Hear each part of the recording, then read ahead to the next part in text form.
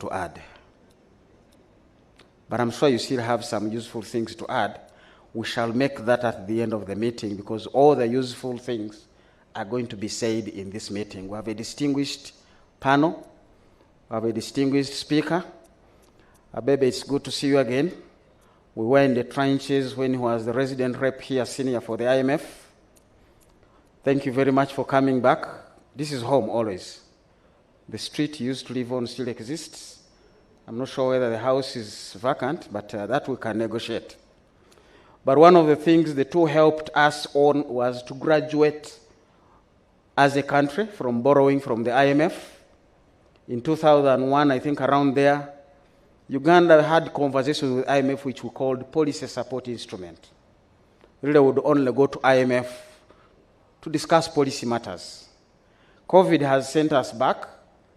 And how are we going now to carry on the legacy of Mutebire to make sure we get back to that level? I'm looking at Victor.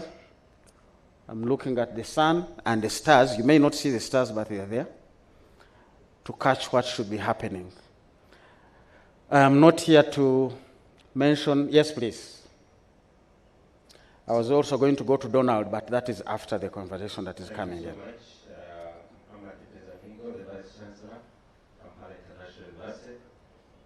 Dr. Moons, I'm happy you are from the university. I would like to ask the foundation, how best can the Mutebire Foundation work with universities to create many more Mutebires from the youth throughout different colleges and schools and faculties at the university will be ready to work with them. So maybe from the foundation we can hear a strategy. Thank you so much. Question noted. There's one thing I've already benefited from. The foundation has made available the library of Professor Mutebire. You need to go there and see what books are there that he was reading. I've sampled two without replacement, but I was reminded yesterday that I need to replace them. So I'm going to take them back, but not before I make myself copies. They are just the right books for a university student to read. So that is one way. I saw a hand over there, Victor. In my career, one of my most complex assignments at the Ministry of Finance, I was advisor to the minister, was when we went to the Africa Development Bank to borrow a loan for the road from Kabale to Kisoro. And our engineers had told us we'll need $48 million. When we issued the lowest bid was $72 million. We have to go back to Donald Kaberuka and say, what do we do? The engineers got it wrong. Well, the road is done. I have to cut the long story short. Next, sir. A very good afternoon. Thank you for all celebrating the life of an economic giant and a global citizen, Professor Emmanuel. My encounter with the former professor was actually when I wanted to bring a bank here called Nedbank. As a young wise man, I wanted to also have a bank established here. And it was offering some great deal to Bank of Uganda. But it included a sovereign guarantee. Professor told me that is not possible when I'm still the governor. So that business will not be closed. And we agreed to disagree, and it was a good encounter.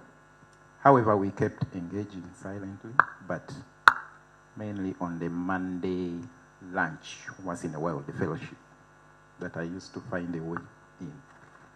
However, the Mutebire Foundation, I wanted to know what exact aspect are they going to be addressing, because we can't be scattered. For example, I'm advancing Sustainable Development Goals. There are 17 of them under the National SDG Secretariat headed by Dr. who is here, Albert Biamugisha. But if we are to work on, let's say, food security, the foundation must find a niche as a humanitarian organization. What niche are they going to be addressing? There are so many foundations. What particular aspect are they prioritizing in first place so that we can work together. Thank you. I remain Chigong Robert. Thank you very much. Those questions are being noted, and the strategies being developed will be out shortly, and certainly that is going to become the next conversation. We have a hand at the back. Hey, good afternoon. My name is Hakim Mwamba. I am a journalist. I report business with English television. Well, I happen to be a student of the PSST, Mr. Ramadan Gobi, and I happen to be your journalist, but he's always knocking at the door. I do not have a handout here, but at least I'll cite it off head. Mr. Ramadan Gobi, in one of the lectures, told us that after the men from the bush were here, they committed some strategic mistakes. And at one point, the man that is yet to come asked in one of the meetings that, what is the problem to the Ugandan economy? Professor Emmanuel Tumusiime Mutebile then was in the Ministry of Finance, stood up to say, you are the problem. Telling the man that you are the problem came with things such as listening and accepting to fix the economy that was then in shambles. I want to know, before we leave this place, who is the problem to the Ugandan economy, and are there some viable solutions as we discuss? Many thanks. I will add to your question, because when you say who, you seem to be saying it's a person. What is the problem? That should also be part B of that question, just in case the problem is not a person. Mr. Ramadan Gobi, you're welcome. You hear your students, you really incited them, and they haven't forgotten you. That's the contribution you make as you go up. You leave enough ground at the bottom. These questions are going to go through, and I think you have seen the topic of the day. We might leave here with part, if not that answer. What or who is the problem?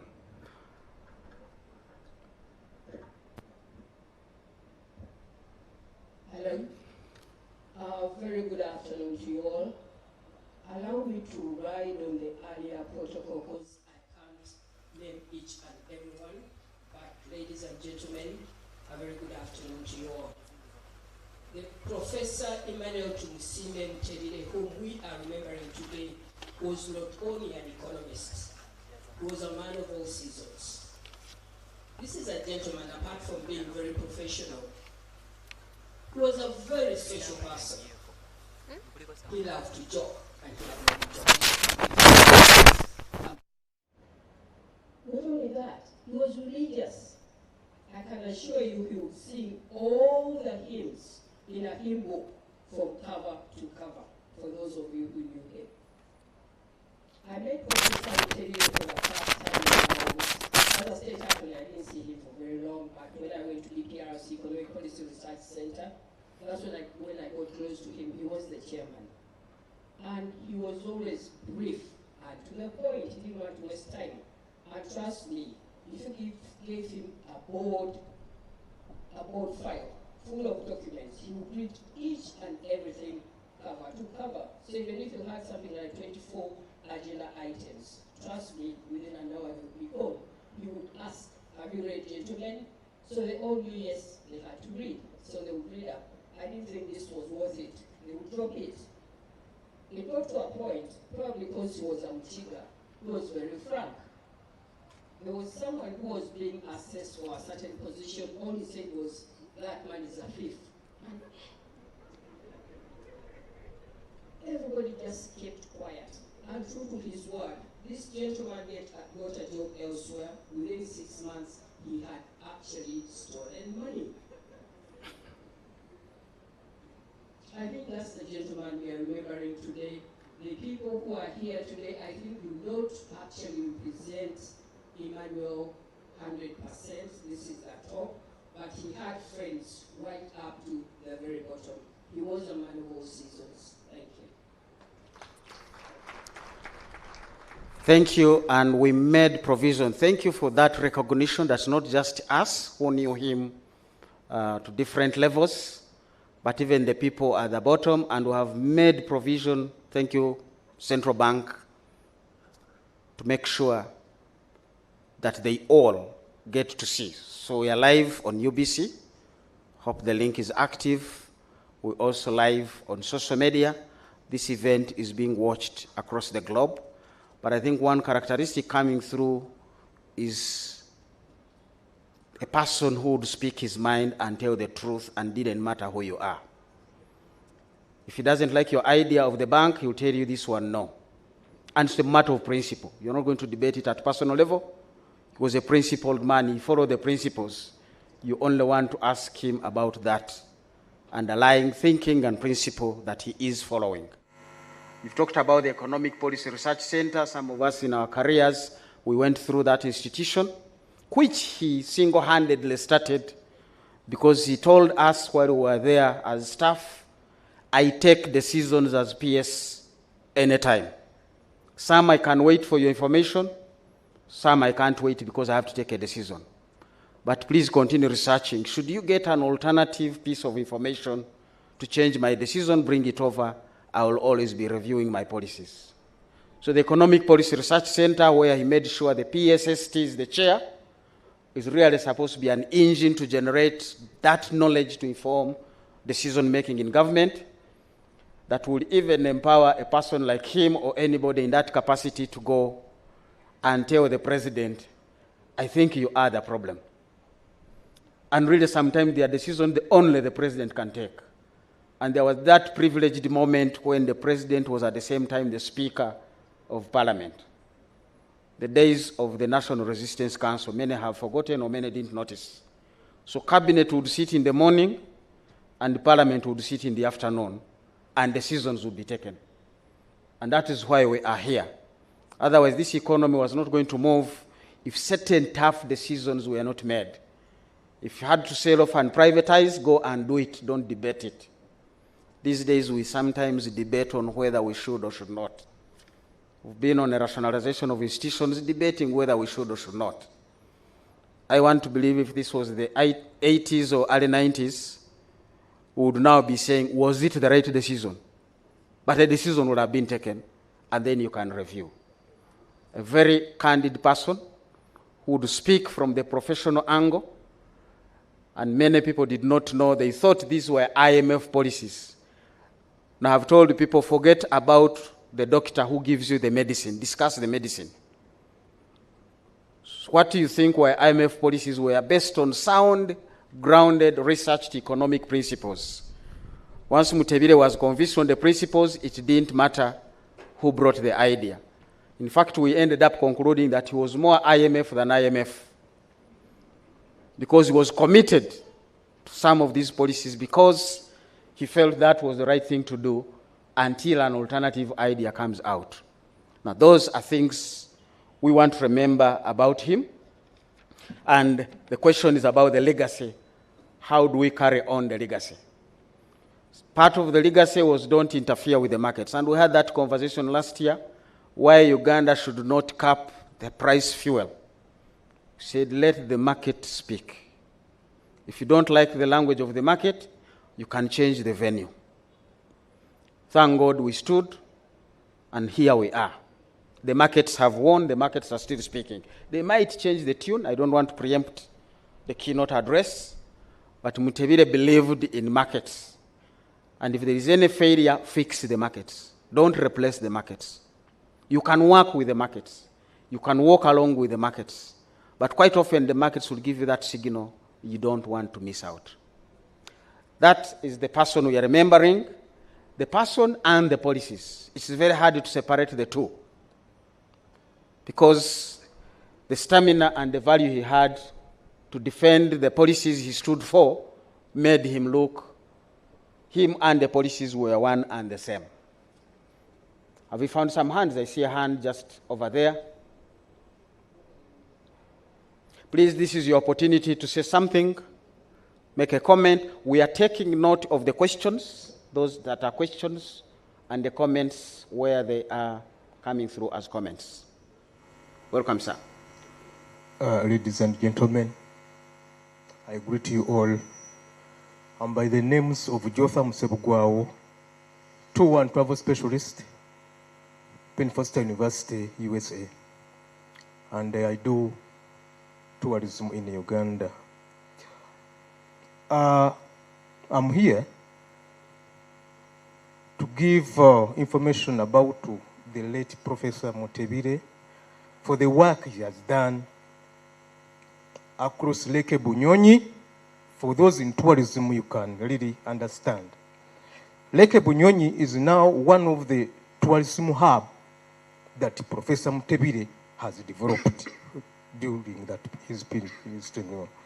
But we have so many people who are coming now, visiting Lake Bunyonyi, because Professor left it, and we need to see it moving because so many visitors are coming in to see. That is one. Secondly, about the peasants of Namakonkome, he has also done that work, Namakonkome, those areas. He gave out 100, 200 acres to the peasants in Namakonkome. Gombe division, people are digging. You go, they give you the land, you cultivate the food, you sell without even being charged. That is something good. 200 acres, you come, they give you an acre, you dig, take the money, you go. Nothing charged. So people, the peasants, you were talking of but he has even gone down to the peasants that 200 acres are there for you. Dig, take the food, go and eat. I'm happy for that. Please, thank you. A good confirmation that he was effective both at the top and at the bottom of the pyramid. Quite often we discuss the bottom of the pyramid in numbers, but here are the realities: helping people without land and money and feed their families and themselves. One of the books I was reading, courtesy of the library I've talked about, I found a very interesting statement that Professor Mutebire stood for. Policies, not budgets, drive the economy. You can have all the money you want. If your policies are wrong, you're headed nowhere. If you have the right policies, even with a mega budget, you'll be able to go through as the budgets increase. How good are our policies? This is the conversation we'll be possibly deciphering from the keynote address that is coming from, as I said, one of our own. He began part of his career here as a senior resident representative of the International Monetary Fund. And what a pleasure it was to have an exchange of ideas on what were the things that Uganda needed to do at that point in time. We're all trying to recover from the COVID effects. COVID is still with us. Ebola just passed through. The horizon from forecasters of the rain is not very good. The rain may be average to below average. So the times are still turbulent, and you need to have a record of what would Professor Mutebire do amidst these circumstances. Good enough, we have people in our midst who worked with him closely, who would tell us what he would do. That will be a good beginning point for us to have that conversation and go ahead and find the right policies. Again, to thank the central bank that is actually central to the economy and not just central to the banks. Most people think the central bank is about the banks, but it's actually about the economy. And thank you for improving or upgrading or enhancing the mandate of the central bank beyond price stability to include aspects of socio-economic transformation. But for many people, these are still unclear. What is socio-economic transformation? How do you get it? And these were the issues Governor Mutebire would ask of us to go and clarify. The microphone is right behind you. Madam Host, owner of this place. The floor is yours. Thank you. Thank you very much. My name is Dorothy Kisaka, and I am the KCCA Executive Director. I am speaking on behalf of the millions of Ugandans who live in the city. We are quite excited by the move to the parish development model. And the promise, it is creating the excitement of accessing some capital. One of the challenges we have discovered in creating the governance structures, in creating the circles, identifying the enterprises, is that there is very low financial literacy within the community. And secondly, that within the city, people are expecting loads of money with no proper plan on how they are going to use it. Since we are talking about economic challenges, the city is an example or one of the communities where wealth is created, where wealth is the lure for people coming from urban areas. What I'm not really asking a question as such, but this poses real reflection for us. We have created, government has come up with a policy that has excited people. Are we able to feel the hunger this excitement has created? Do we have the literacy, the financial literacy, to sustain such a great policy that government has created? How are we going to go about it as city governors, as city administrators, when we talk to people who are longing for their desire to have wealth in their pockets, and yet the money that's coming out is quite little? I thank you. Thank you very much, our host, the Executive Director, KCCA, and for making sure we have the city running. I have discovered through experience of the people I interact with, I'm privileged to be a teacher, so I have an opportunity to hide my own mistakes into the experiences I gather from research. So you won't know when I'm talking about myself or others.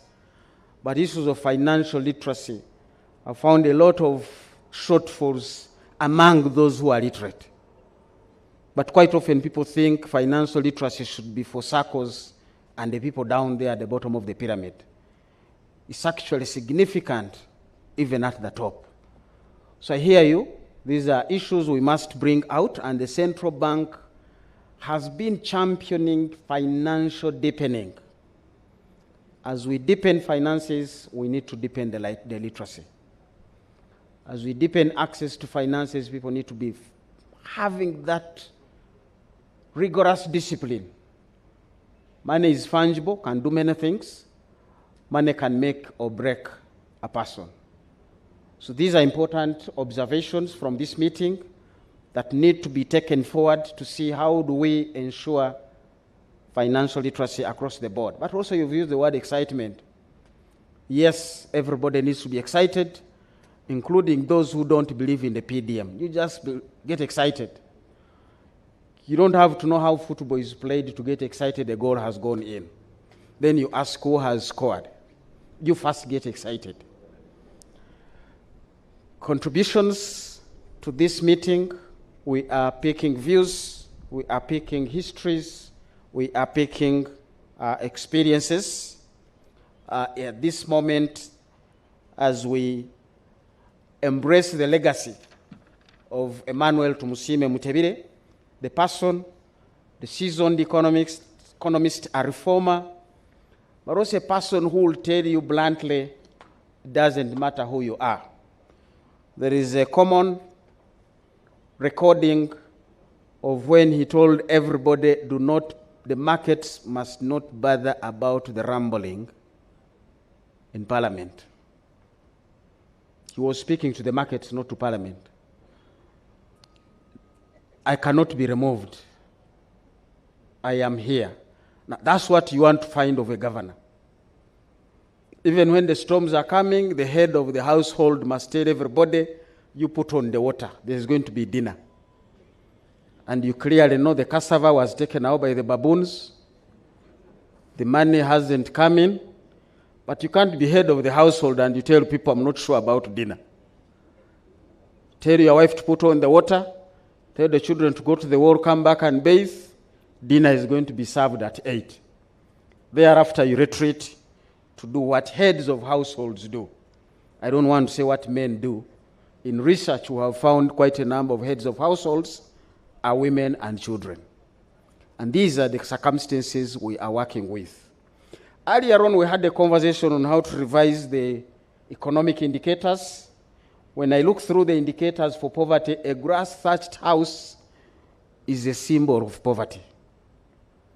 But I've gone round and found cottages are grass-thatched. And they fetch the biggest rent per night. Some of them $600 a night. That indicator, we are going to revisit it. There was also an indicator that 1 meal a day is a symbol of poverty. I have seen people who have 1 meal a day, and they are certainly not poor. Actually, because they are rich, they have 1 meal a day. That indicator, we are going to revisit it. So, for us who grew up under the feet of Professor Mutebile, he taught us how to question everything that would come through, everything that everybody had believed, and that is how he was able to move this economy to where it is, the language of stabilization, then the language of growth. First of all, we needed to stabilize the economy. Interest rates were high, inflation was high. I know Ugandans have complained of inflation at 10%. This country has had 3-digit inflation. We have been there. Mutebile brought us down to 2 digits and down to single digit. With his team, I hope some of the team members are here and they will be recognized, or at least know that this was not just Professor Mutebile's thing. You were part of his team. There are people we interacted with at that point.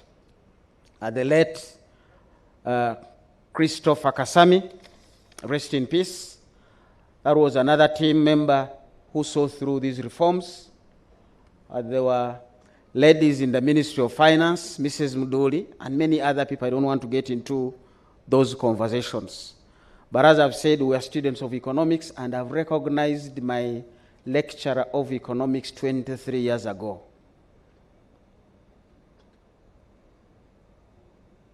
I'll mention that one later. I don't want to spoil the soup for her. Maybe she wants to be, not to be recognized, but she taught me economics 23 years ago. And I still carry that economics up to today. So as we mentioned, Professor Mutebile wanted evidence-based decision-making. And that's going to be one of the core of the foundation. For those in the universities, you are actually playing in the answer, as young people say these days. The linkage between the Mutebile Foundation and the universities is certainly going to be a very strong one. And we want to cherish that and to see how far that can go, because that is the only way we can maintain the legacy, not just in the books, but in the practice of where he would want policies to actually be. He owned the policies once the economics and the politics was clear. One of the things really we learned about him was how to blend technical decision-making with politics. Because decisions are made in a political space. Even when there is no politician, politics is there. Because people have interests, people have reservations, people have powers that are not equal, and that is the policy-making space. So he taught us how to go to the president and have a conversation. I don't want to call it an argument. The argument we would have it before we go to the president. Once you go to the president, it's a conversation. And there we would win it or lose it, but quite often it was a win-win. Now I hear people talking about orders from above. Please, above listens. When you go with a good conversation, you can come up with a good conversation and result from above. Mutebile would never talk about such kinds of things because he knew above is where his services are needed, and that's where the decisions are made, and we always had to go there, and he would go there and represent a candid discussion informed by the realities. Now you need to find a person called Rugambwa to come and chase me from here, or if you don't, I will chase you to where I am. One of the two must happen. Thank you very much, ladies and gentlemen. We'll continue this conversation later on.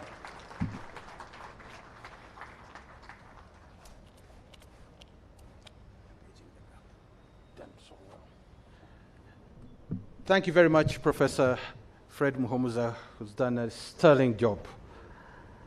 Our guest of honor has arrived, ladies and gentlemen, so it's as soon as he's been received by the waiting line, I'll ask you to be upstanding to receive him here as well.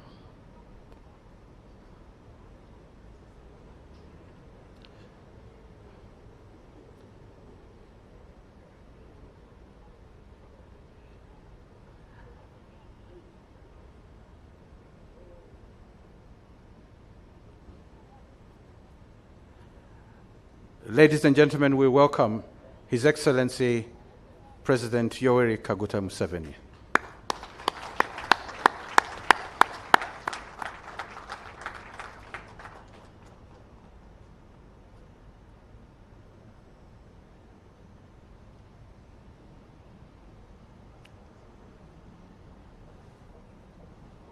Ladies and gentlemen, we shall remain upstanding for the national anthem of Uganda and the anthem of the East African member states.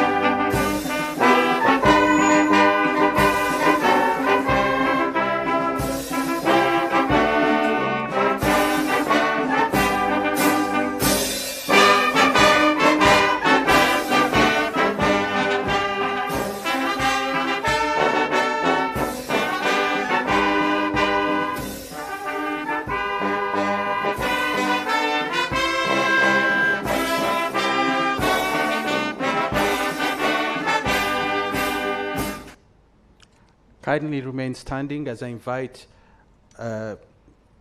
Nalukwago Millie Sigoma, Director Statistics, to lead us in a moment of prayer.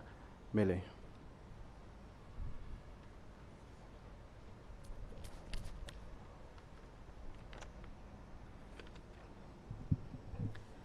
Father God, we praise you for this Professor Emmanuel Tumusiime Mutebi Memorial Lecture and your purpose for it.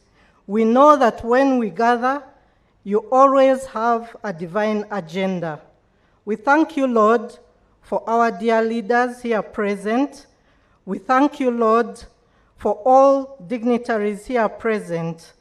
We thank you, Lord, for every seat that has been filled here today, physically, and those participating online. For each mind and heart that feels the presence of this lecture, we thank you, Lord. We thank you, Lord, for the gift of our late Governor, Professor Emmanuel Tumusiime Mutebi, for the time you gave him to us, his legacy of bold leadership, dedicated service, good governance, and staff welfare to us at the Bank of Uganda. We continue to pray for strength to his dear wife and family members. We thank you, Lord, for his legacy as a seasoned professional economist and patriot that steered macroeconomic transformation of our country, Uganda. Our prayer today, Lord, is for multiplicity of these great qualities in us, Lord, as we celebrate his legacy. May your will be done through this lecture. Take what we have prepared and multiply our efforts as only you can, Lord. Strengthen our confidence in who you have made us to be and let us emulate him.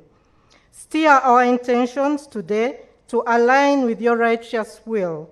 Keep love at the forefront of our minds today and guiding light for all we set out to accomplish and celebrate. Bless this lecture, all those present, and ready us to make every moment count. In God's name we pray. Amen.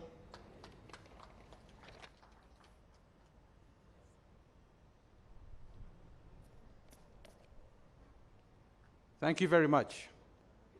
You may take your seats. On behalf of the Bank of Uganda, on behalf of Auntie Betty Mutebire and the Mutebire family, and on behalf of the Tumusiime Mutebire Foundation, it is my distinct pleasure to welcome you, our President, Yoweri Kaguta Museveni, to this memorial lecture.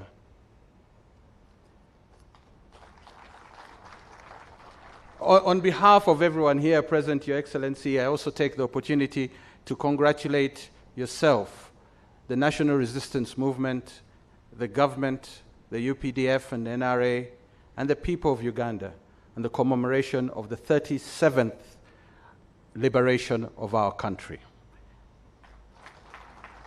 As you all know, we were promised a fundamental change, and we have got a fundamental change. Honorable ministers, honorable members of parliament,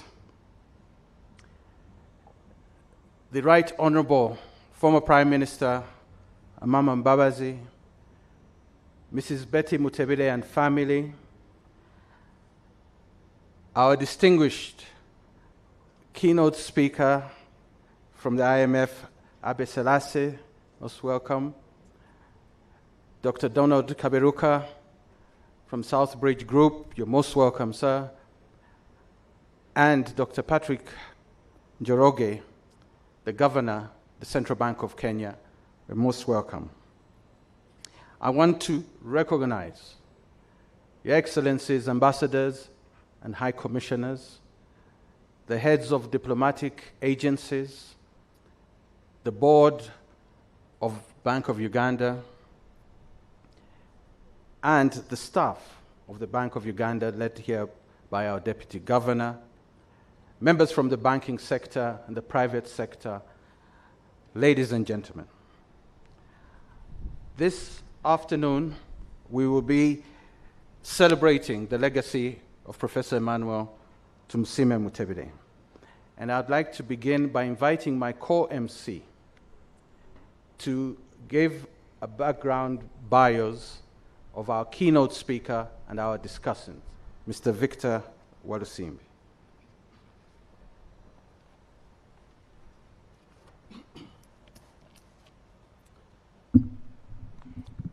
Thank you, Henry.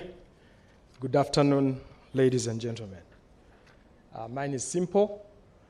It is to give you the profiles of our speakers, distinguished speakers, our guest speaker, and the discussants. And I will start with our guest speaker, Mr. Abebe Emro Selassie. Ladies and gentlemen, Mr. Abebe Emro Selassie is the director of the African Department at the International Monetary Fund, that's the IMF, and he has held this position since 2016.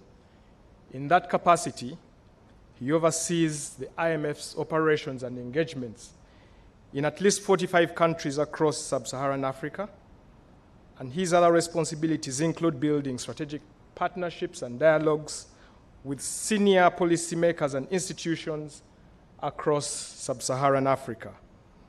Before taking up his current position, Mr. Selassie had held several other senior positions at the IMF. He was the Deputy Director in the African Department. He was the Mission Chief for Portugal and South Africa. He was the Division Chief of the African Department's Regional Studies.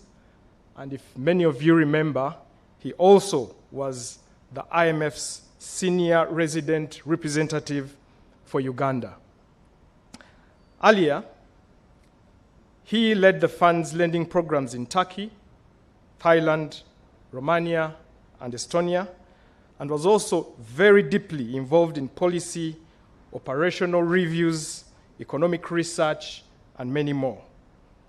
Before the IMF, Mr. Selassie worked for the Ethiopian government as a principal economist in the office of the president and also as an economist at the Economist Intelligence Unit in London, specializing in sovereign credit risk issues. So if you have anything to say about sovereign credit rating for anyone, he is the right man. Dr. Abebe, you're very welcome. Next is our discussant, Dr. Donald Kaberuka. Dr. Kaberuka is currently the board chair of the Global Fund, as well as the African Union High Representative for the Peace Fund. He also is the chairman and managing partner of Southbridge, and Southbridge is a Pan-African financial advisory and investment firm with offices in Abidjan, Kigali, Paris, and London. Previously, he served as the 7th president of the African Development Bank between 2005 and 2015, and there he was credited with the expansion of the AFDB's reach and impact. During his 2 terms as president of the AFDB, he led from the front on infrastructure expansion. He promoted private sector development and economic integration. And at that time, the AFDB played a major counter-cyclical role during the 2008 financial crisis to enable African countries in weathering that crisis. Prior to joining the AFDB, Dr. Kaberuka served as Rwanda's Minister for Finance and Economic Planning between 1997 and 2005. Dr. Kaberuka, once again, we are happy to have you.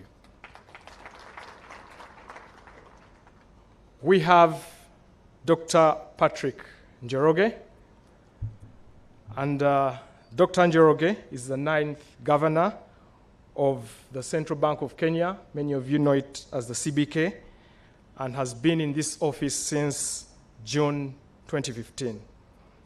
At the CBK, he has overseen a significant overhaul of the banking system in Kenya, including the launch of the first Kenya Banking Sector Charter. What is this charter about? It's basically about ensuring that all institutions in the banking sector in Kenya entrench responsible and disciplined banking, taking cognizant and being responsive to the unique socio-economic needs of the people of Kenya. He has also been keen on facilitating the growth of the micro, small, and medium-sized enterprises, MSMEs, which has been the key engine of growth for the Kenyan economy. Dr. Njoroge, before joining the CBK, he also had a 20-year career at the IMF, so we have quite a bit of IMF here. And there, he was advisor to the IMF's Deputy Managing Director from December 2012. He served as the Deputy Division Chief at the IMF's Finance Department between 2006 and 2012, and he served in many other capacities between 1995 and 2005. Prior to that, he served as an economist at Kenya's Ministry of Finance. Dr. Njoroge, we're happy to see you. Lastly, ladies and gentlemen, our own Dr. Michael Atingi Ego. Dr. Michael Atingi Ego was appointed Deputy Governor of the Central Bank in 2020, and before that, he was the Executive Director at MEFMI. MEFMI simply is the Macroeconomics and Financial Management Institute in Eastern and Southern Africa. Before MEFMI, he also took up an assignment at the IMF, and here he was instrumental in enhancing effectiveness of their capacity development, modernizing monetary policy frameworks in developing countries, improving economic statistics in several countries, and many others. Before the IMF, he served at the Bank of Uganda since 1984, rising all the way to the role of Executive Director Research. I want to point out, ladies and gentlemen, that last year in May, it's not even a year, Dr. Atingi Ego was awarded the Central Bank Governor of the Year for Africa in recognition for his efforts to tame inflation and maintain foreign exchange stability in Uganda. I am nearly sure that he is the only deputy governor to be awarded Central Bank Governor of the Year. Ladies and gentlemen, Dr. Michael Atingi Ego. That is simply my role. Over to you, Henry. Henry, please come and take this over.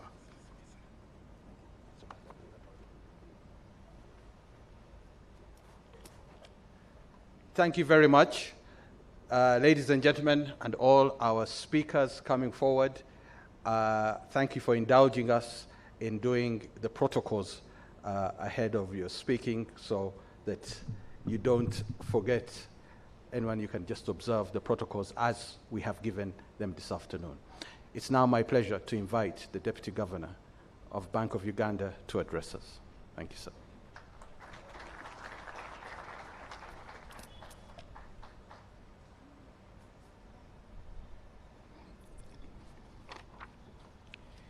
His Excellency, Yoweri Kaguta Museveni, President of the Republic of Uganda, Honorable Henry Musasizi, Minister of State General Duties in the Ministry of Finance, Planning and Economic Development, Honorable Ministers, Right Honorable former Prime Minister Amama Mbabazi, Honorable Members of Parliament, Mr. Abebe Ambrose Salasi, Director of the African Department of the IMF, who is our guest speaker, Dr.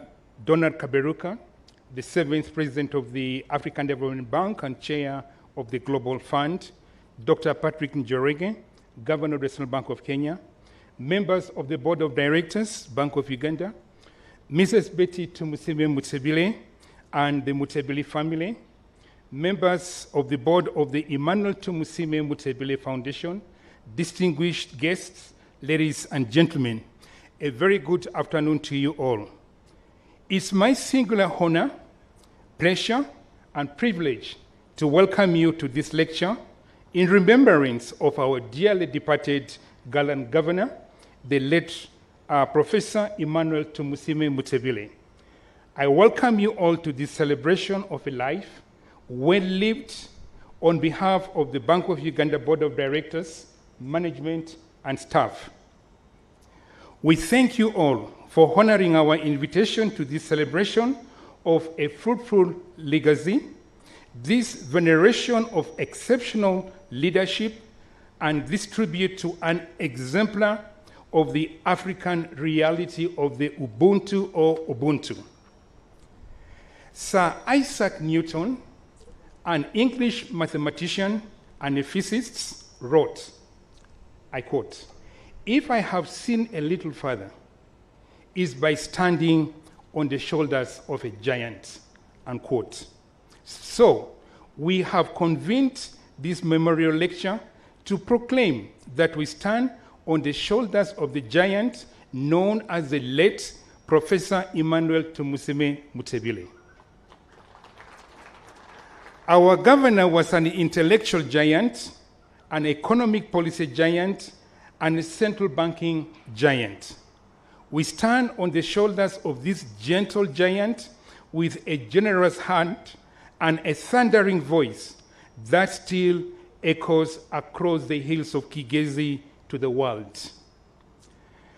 Our governor was a great listener whose silence was golden. He was a candid and a bold truth teller who spoke with a passion of his conviction, a strong leader who governed decisively. Rather than leaving us scared and disfigured, the wounds of his saddening loss are smoothly covered by a rich legacy with which we are resilient and thriving. He endowed us with the legacy of pedigree in courageous, pragmatic, and progressive policymaking that has enabled the Bank of Uganda to successfully navigate the shocks hitting the economy in a world of radical uncertainty. Heeding to the late governor's spirit of Ubuntu, the Bank of Uganda is now focused on the impact of its policies and operations on the people we serve, as stated in our updated mission statement, which reads, quote, to promote price stability and a sound financial system in support of socio-economic transformation in Uganda, unquote. He was instrumental in designing and implementing the economic reform program for stabilizing, rehabilitating, and reforming the Ugandan economy from the 1990s forward. To date, Uganda's sound macroeconomic management and openness offer remarkable economic opportunities and attract foreign capital. The rich gifts of Professor Tumusiime Mutebile's legacy, including the artifacts related to his illustrious career, economic policy prowess, and scholarships, have been curated by Mrs. Betty Tumusiime Mutebile for sharing with the world through the Tumusiime Mutebile Foundation. Honorable Matthew Rukikairi leads the board of the Tumusiime Mutebile Foundation. The late governor meant the world to the Bank of Uganda, and we call upon all who cherish Professor Tumusiime Mutebile's contribution to the economic development of Uganda and Sub-Saharan Africa to join us by supporting, facilitating, and promoting the Tumusiime Mutebile Foundation. The African icon, Nelson Mandela, said, quote, men and women of rare qualities are few and hard to come by. And when they depart, the sense of this loss is made the more profound and the more difficult to manage, unquote. Our governor was rich in rare gifts. Unfortunately for us, he is immortalized by a legacy that powers us forward. He lives in our hearts and our minds. Your Excellency, the late Professor Tumusiime Mutebile's legacy would not have been possible without your support and confidence in him. We thank you for believing in him and providing the most solid political backing for fiscal discipline and central bank independence. Your visionary support and promotion of sound financial and economic policies aligned with the best practices for a developing country inspire economic confidence. We thank you. Your Excellency, ladies and gentlemen, we are privileged to host Mr. Abebe Selassie, the Director of the African Department, who will deliver the memorial lecture on the legacy of the late governor and its implication for the current economic challenges facing Uganda and Sub-Saharan Africa.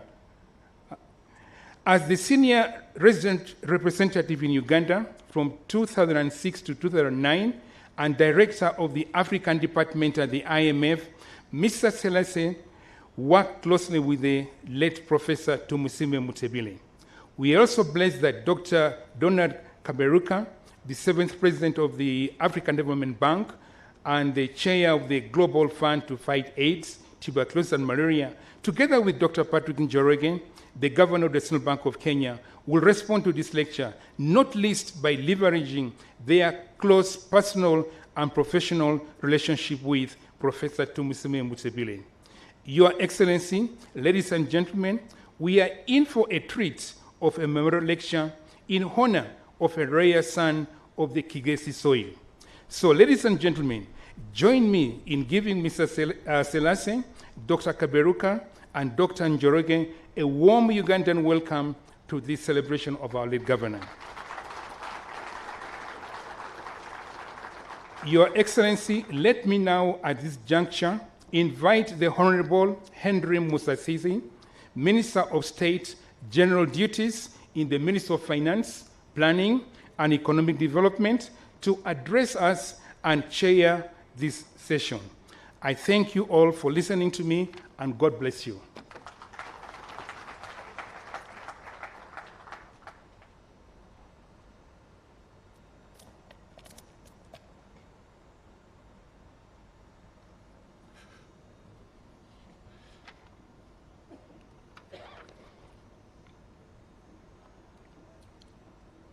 Your Excellency, the President of the Republic of Uganda, honorable ministers who are here this afternoon, the Right Honorable Amama Mbabazi, former Prime Minister of Uganda, Mr. Abebe Selassie, Director of the African Department of International Monetary Fund, and who is also our guest speaker, Dr. Donald Kaberuka, Chairman and Managing Partner of the South Bridge Group, Dr. Patrick Njoroge, the Governor, Central Bank of Kenya, our host, Mr. Mike Ating Ego, Deputy Governor, Bank of Uganda, the board members at Bank of Uganda, Mrs. Betty Tumusiime Mutebile, and all the Mutebile family members who are here with us, the banking sector, members of the private sector, ladies and gentlemen, good afternoon to you all. We have gathered here today in memory of our dear colleague, friend, boss, and compatriot, Professor Emmanuel Tumusiime Mutebile. I would like to thank the Deputy Governor, Board, and staff of the Bank of Uganda for organizing this memorial lecture in recognition of the longest-serving governor of the Bank of Uganda, Professor Emmanuel Tumusiime Mutebile. Professor Tumusiime Mutebile, as has been said, laid a solid foundation for Bank of Uganda, and is only appropriate that we acknowledge and applaud his contribution to the bank and our country, Uganda, East Africa as a region, and Sub-Saharan Africa as a whole. Allow me also recognize Mrs. Betty Tumusiime Mutebile and thank her for choosing to join us as we commemorate the legacy of her spouse. I am honored to chair this Emmanuel Tumusiime Mutebile Memorial Lecture, at which the distinguished Mr. Abebe Selassie, who is a director at the African Department of the International Monetary Fund, has graciously agreed to deliver the keynote address on the legacy of Professor Tumusiime Mutebile and its implications for the current economic challenges facing Uganda and sub-Saharan Africa. Mr. Abebe, once again, you are most welcome. We are also indebted to Dr. Donald Kaberuka, Special Envoy of the African Union and President of the African and the erstwhile President of the African Development Bank, as well as Dr. Patrick Njoroge, Governor, Central Bank of Kenya, who have joined us to provide more insight into the legacy of Professor Tumsime Mutebile in the form of discussion.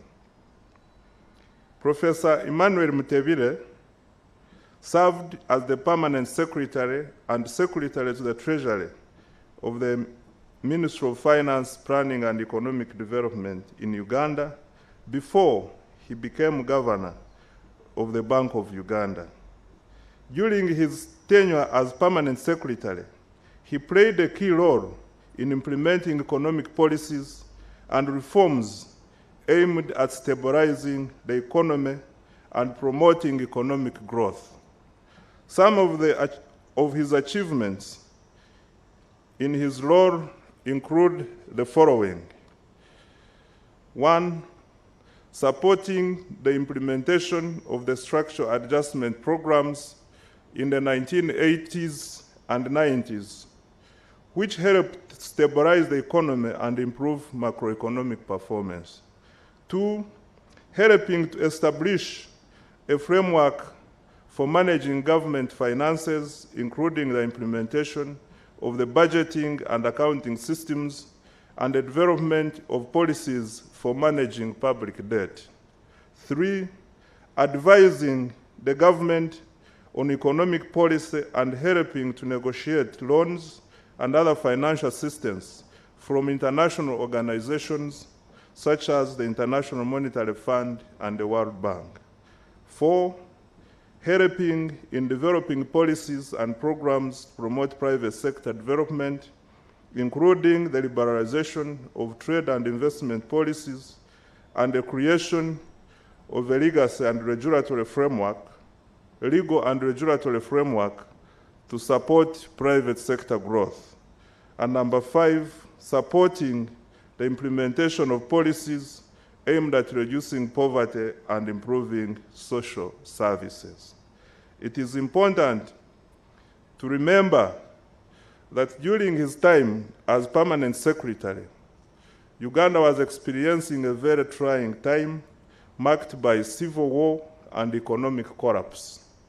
He played a significant role in stabilizing the economy and putting policies in place that helped to foster economic growth and development in Uganda during this time. At the time of his passing, Professor Tumsime Mutebile had been reappointed by His Excellency the President as Governor of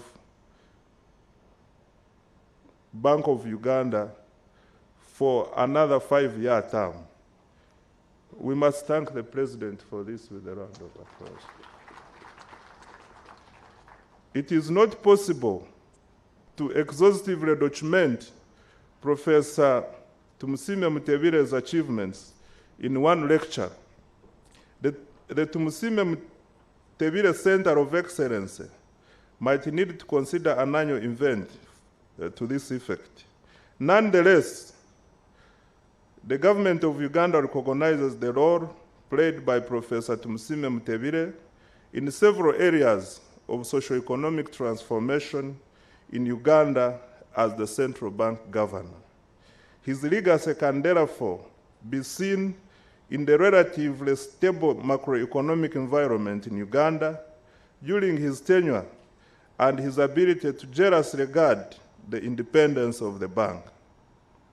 Furthermore, his focus on monetary and price stability, financial sector stability, and fostering an enabling environment for private sector-led growth helped Uganda resiliently weather several economic shocks such as the global financial crisis of 2008, and more recently, the COVID-19 pandemic and the global food and fuel crisis, which affected many countries globally. He championed the drive to enhance financial inclusion, cognizant of the role in poverty and inequality reduction, and contribution to a country's economic growth while broadening the investment options. It is our hope that through financial inclusion, we can provide affordable financial services for the poor and the vulnerable groups. This, in turn, will unlock various financial opportunities to improve their well-being and close the economic and social gap. Financial inclusion will create a link between the previously excluded groups and the formal economy. Under the governorship of Professor Tumusiime Mutebi, Bank of Uganda, together with the government of Uganda, aimed to increase the banked population in Uganda through promotion of the following financial inclusion initiatives. 1, Small Business Recovery Fund. The Small Business Recovery Fund was established in 2021 to facilitate the provision of loans to small businesses that suffered financial distress from the effects of COVID-19 pandemic and have the potential for recovery once availed financial support. The Bank of Uganda manages the fund on behalf of the government of Uganda. Number 2, the Agricultural Credit Facility Fund. The Agricultural Credit Facility Fund was set up by the government of Uganda, represented by Ministry of Finance, Planning and Economic Development, and it commenced operations in October 2009. The key aim of this facility is to provide medium and long-term financing for projects engaged in agriculture and agro-processing, focusing mainly on commercialization and value addition. The scheme is administered by Bank of Uganda. Number 3 is promotion of technology-driven financial services and innovation by financial technology companies, what we call fintechs, through mobile money and agency banking. Number 5, designing a regulatory framework for the Tier 4 institutions that includes the regulation of SACCOs. Number 5, development of an effective framework for financial literacy and financial consumer protection. And lastly, number 6, he developed proposals to amend the Financial Institutions Act of 2004 to provide for Islamic banking and finance. In all these efforts, Government of Uganda and Bank of Uganda are mindful of the need to coordinate efforts with partners in the East African community. Your Excellency, distinguished guests, ladies and gentlemen, without preempting the guest speaker's presentation, I now take the pleasure to invite Mr. Abebe Selassie, Director of the African Department at the IMF, to deliver his much-awaited lecture. We are eager to listen to your experience, your expertise, having worked closely with Professor Emmanuel Tumusiime Mutebi. Mr. Selassie, The floor is now yours. I thank you.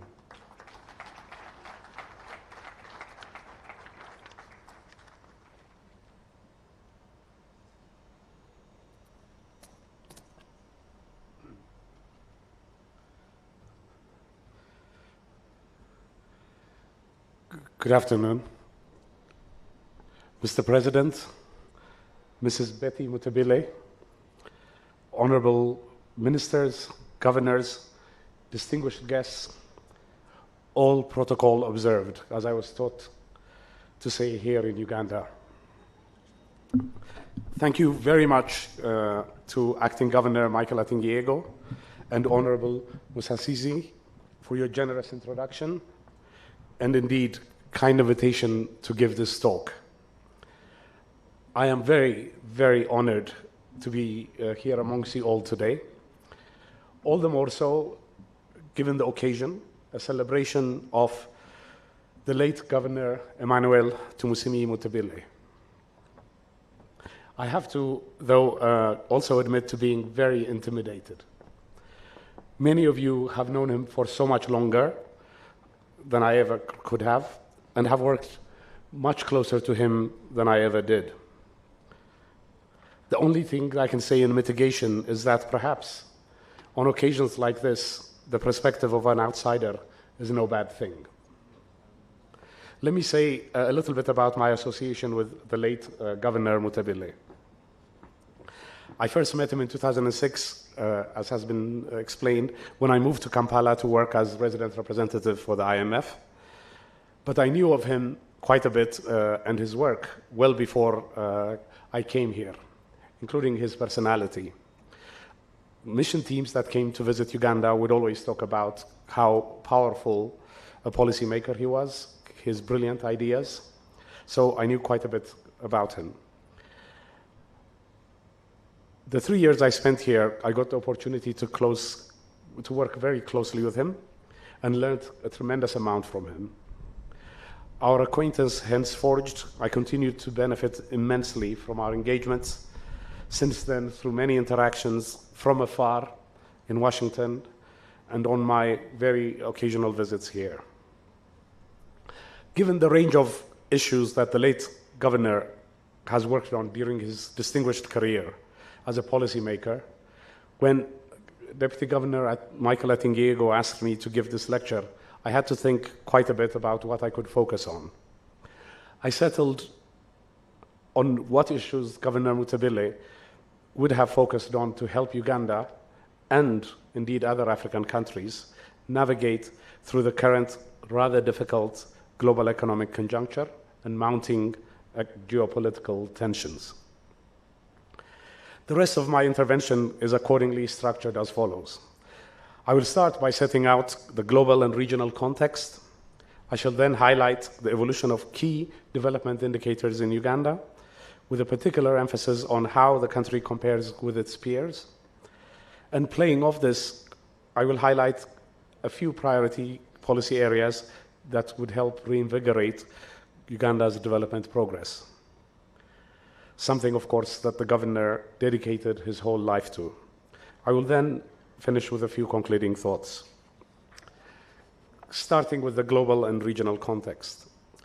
In the wake of the COVID-19 pandemic, extensive fallout from Russia's invasion of Ukraine, synchronized and marked tightening of global financial conditions, heightened macroeconomic imbalances are back with a vengeance as the first order economic priority facing many countries around the world, advanced countries, but also many African countries.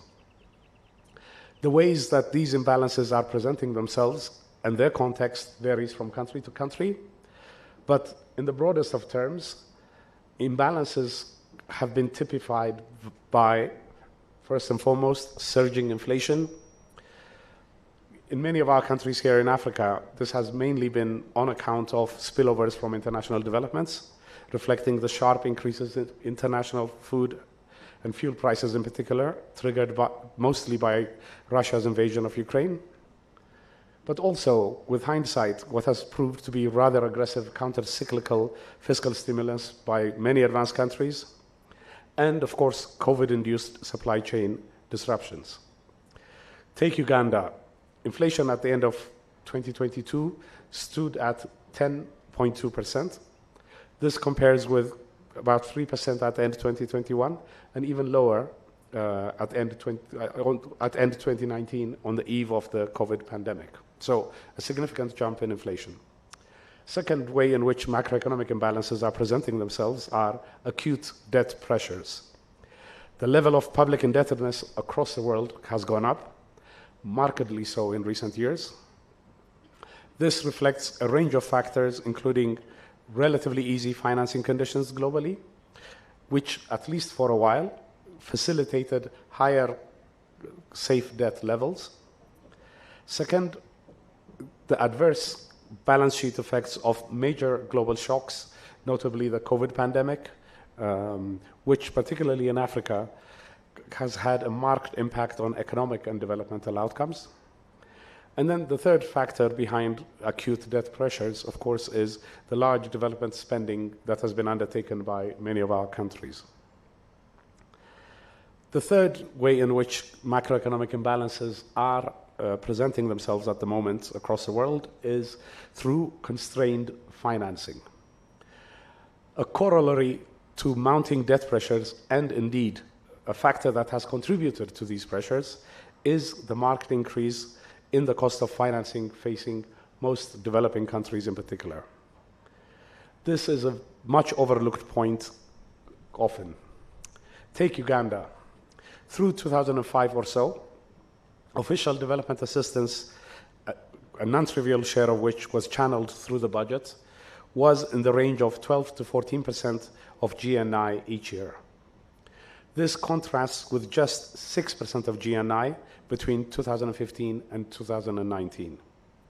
The effect of this has been to raise the weighted average cost of financing facing most developing countries.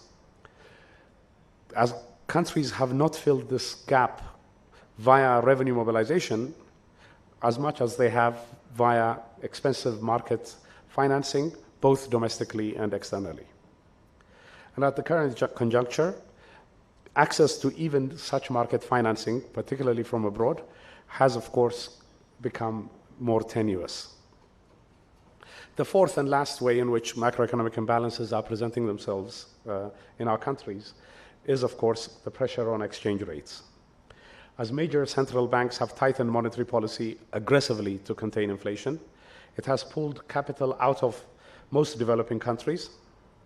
The result, not surprisingly, has been strong pressure on exchange rates and foreign exchange reserves as countries have tried to resist the pressure.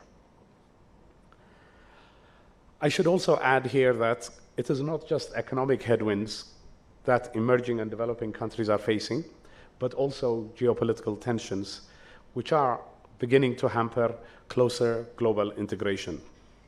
Specifically, geopolitical fragmentation, an ongoing phenomena amplified, though not generated by the war in Ukraine, has started to disrupt trade and investment flows, dislocating global value chains and raising production costs.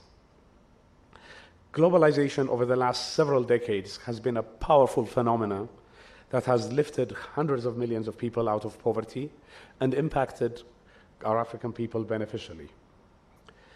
If, as it's threatening to, globalization goes into reverse, it will compound our current economic difficulties. The last time we had a constellation of this kind of economic and geopolitical headwinds facing developing countries was probably the 1980s and early 1990s. When I recently mentioned this to a colleague, she mentioned that I was overlooking the global financial crisis of 2008-9. But I think the effects of that crisis were much more limited in most African countries because of the region's then limited integration into global markets. More important, countries' debt levels were manageable, so many countries were able to pursue supportive counter-cyclical policies to limit a sharp slowdown. Not so this time. There are many, many reasons why we all miss the late Governor Tumusiime Mutebile. One of them for me is because I would so much like to have heard his thoughts on how best to navigate the current rather difficult domestic and external economic landscape. One source of consolation for me, at least, is watching Governor Mutabile's much beloved Bank of Uganda sustain his legacy of responding adroitly to these emerging macroeconomic pressures, led by Deputy Governor Michael Atingiego and his staff. Thank you for sustaining his legacy.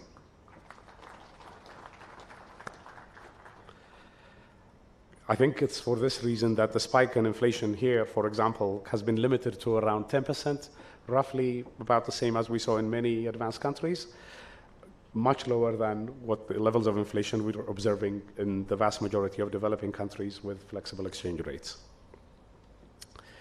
Let me now shift to the second substantive part of my presentation, which is to try and present some of the stylized facts of Uganda's development progress over the last 40 or so years.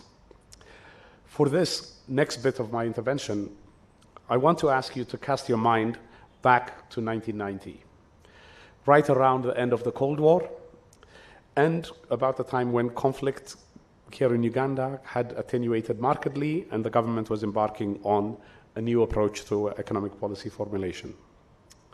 To my mind, policymakers at that time, and indeed elsewhere in the region, to be frank, faced three major challenges. The first one was getting economic growth started.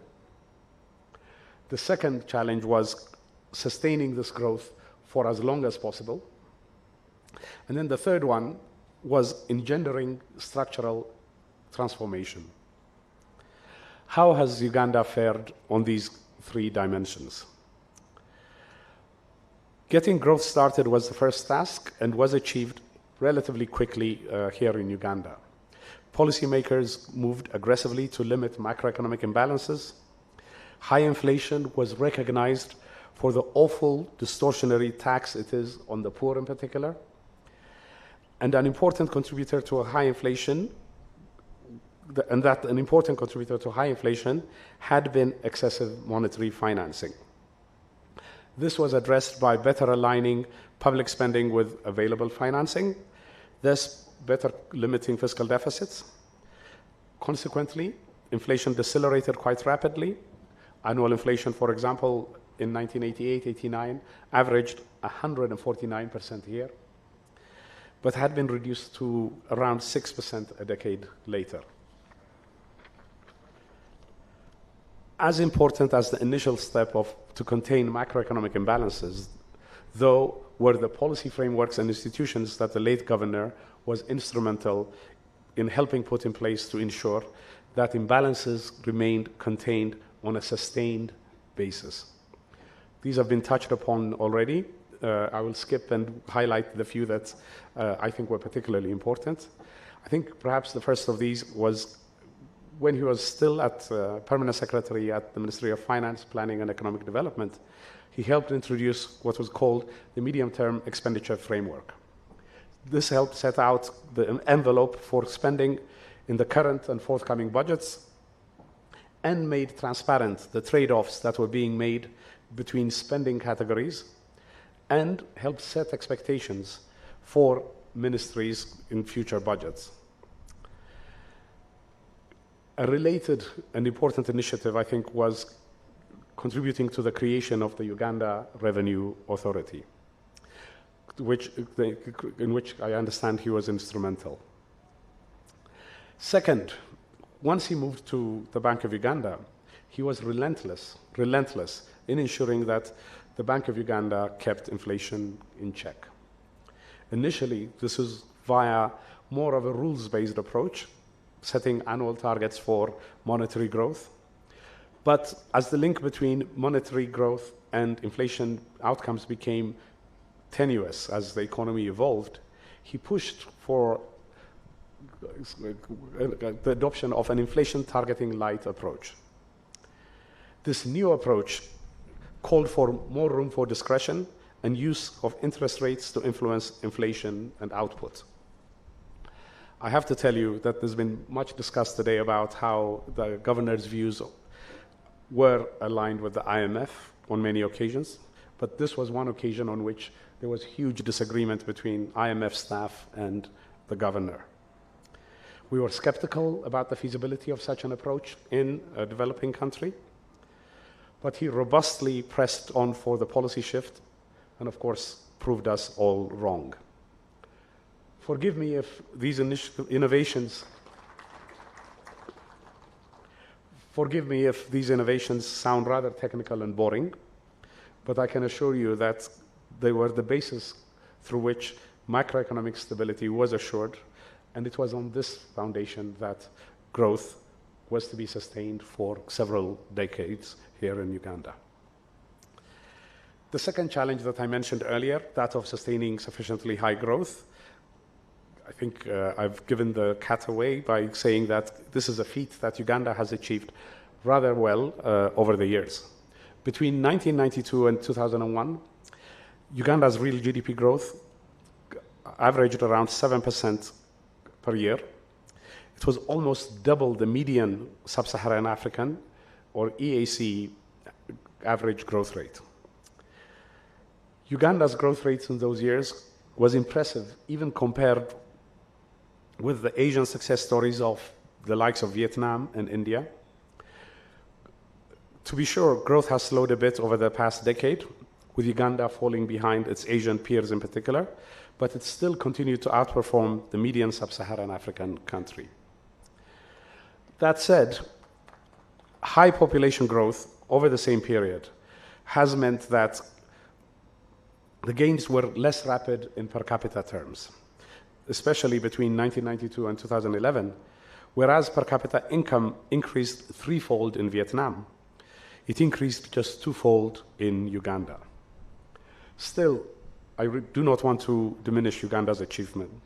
Such uninterrupted growth for a landlocked country with the security challenges and associated spillovers that have prevailed in the region is a truly commendable feat.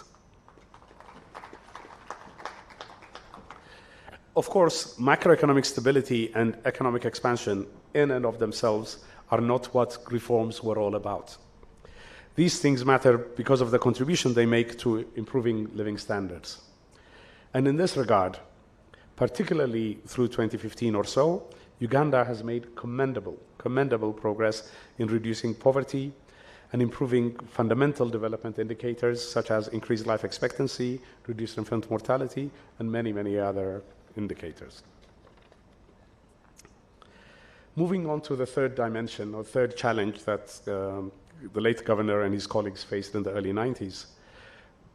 This is, of course, is how well Uganda has fared in engendering structural transformation. Structural transformation is the process whereby an economy transforms from being largely a primary commodity-based economy to one where industry and services dominate economic activity. But not just that, it's about overall increase in productivity in the economy from the agriculture to all other economic sectors. Such economic transformation is the kernel of economic development and poverty reduction. The picture on this front in Uganda is, however, very mixed. Through around 2011, there was significant progress in this dimension, but this has lost steam and even reversed in some cases since then. Let me cite a few numbers, if I may. The share of industrial activity increased from 10% in 1990 to 27% in 2021 in Uganda. But most of this increase took place in the first two decades of this period. While the pace of transformation has been much higher than in the median sub-Saharan Africa country or even in the EAC region, the current level of industrialization is not much different from regional peers because Uganda started from a lower base.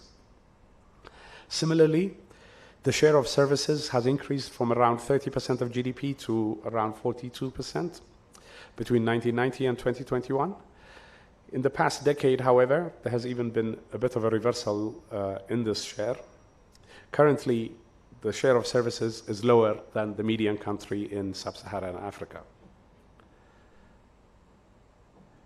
The transformation of the economy has also been reflected in greater integration of the Ugandan economy with the rest of the world. Export volumes have grown fourfold between 2000 and 2020. At the same time, again, a large compositional shift in export baskets towards manufacturing occurred earlier in this period rather than in the latter part of this period. So what accounts for this initial rapid progress and subsequent stalling of economic transformation in Uganda? To my mind, there are three factors at work. For one, some of it no doubt has to do with the generally observed phenomena in the process of long-run development across countries, whereby growth and transformation tend to be faster in the initial stages of development and mature to a more moderate pace as per capita income increases. Second, I would venture, though, to add that there are other contributing elements, notably from the external front. The global environment was generally more supportive for frontier market countries like Uganda in the 1990s and 2000s, as China's rapid growth and integration into the international economy generated favorable spillovers. Not so in the last 5-6 years. Finally, my strong sense is also that the overarching approach to policymaking here in Uganda, very much characterized, as Adam Smith put it, by peace, easy taxes, and a tolerable administration of justice, has proved to not be sufficient for engendering structural transformation, at least not rapidly so. Instead, a much more deliberate, sustained, and focused approach is needed, and that has not been much evident of late. Against this backdrop, what policy priorities might the late Governor Tumusiime Mutebile have settled on to reinvigorate structural transformation? Mr. President, ladies and gentlemen, first and foremost, I think he would have called for much more aggressive domestic revenue mobilization. Let me make the case for this as I think he would have very directly. For one, the government has much spending and investment that it needs to undertake, and alternative financing sources to revenue mobilization are scant. Second, Uganda is doing rather poorly in terms of revenue collections relative to its peers and the amount of debt that needs to be serviced. As a share of GDP, tax revenue collections remains below 15%, much lower than the EAC average, much less what is observed in many other developing countries. And this shortcoming becomes even more obvious when we compare the ratio of interest payments to tax revenues. In Uganda, it currently stands at 20%, compared to 11% on average in the EAC and 9% on average in the rest of sub-Saharan Africa.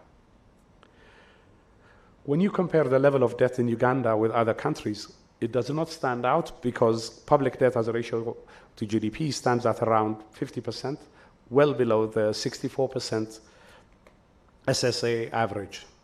But in terms of debt servicing capacity, Uganda is clearly not doing so well. It is for this reason that I strongly believe that the late governor would have focused on revenue mobilization like a laser beam as a priority challenge. This is not something that requires just technical solutions like improving tax administration, narrowing tax exemptions, expanding the tax base, but also quite a lot of political will. One of the most impressive things about being an occasional traveler here to Kampala is just how much the skyline, infrastructure, and the nature of business activities continue to transform remarkably between visits. It is very, very clear that, facilitated by the strong investment, public investment in infrastructure in particular, that the government has been making, businesses are making quite a lot of money. And rightly so, of course. But the government, I don't think, is getting its fair share in capturing the rate of return through taxes on all of the investments it has been making over the years. I know that one concern is that more revenue collection will deter robust business activity. But as I noted above, the level of taxation here is much below the threshold where higher tax collection could disincentivize investments. Besides, if spending is not going to have to be squeezed further or the fiscal deficit to widen and cause debt problems, there really is no alternative to further increasing tax collections. The second priority that the late governor, I think, would have identified to engender structural transformation, I think is the importance of further human capital investment for climbing up the value-added ladder. In Uganda, both secondary and tertiary enrollment have been lower than in the sub-Saharan African average and well below the level, of course, of many lower middle-income Asian countries.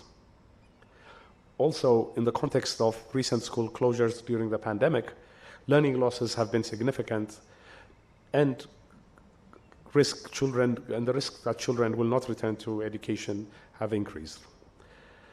I think focusing on this area is particularly important now as Uganda begins to experience a rising demographic dividend with the working age share of population set to increase in the coming decades.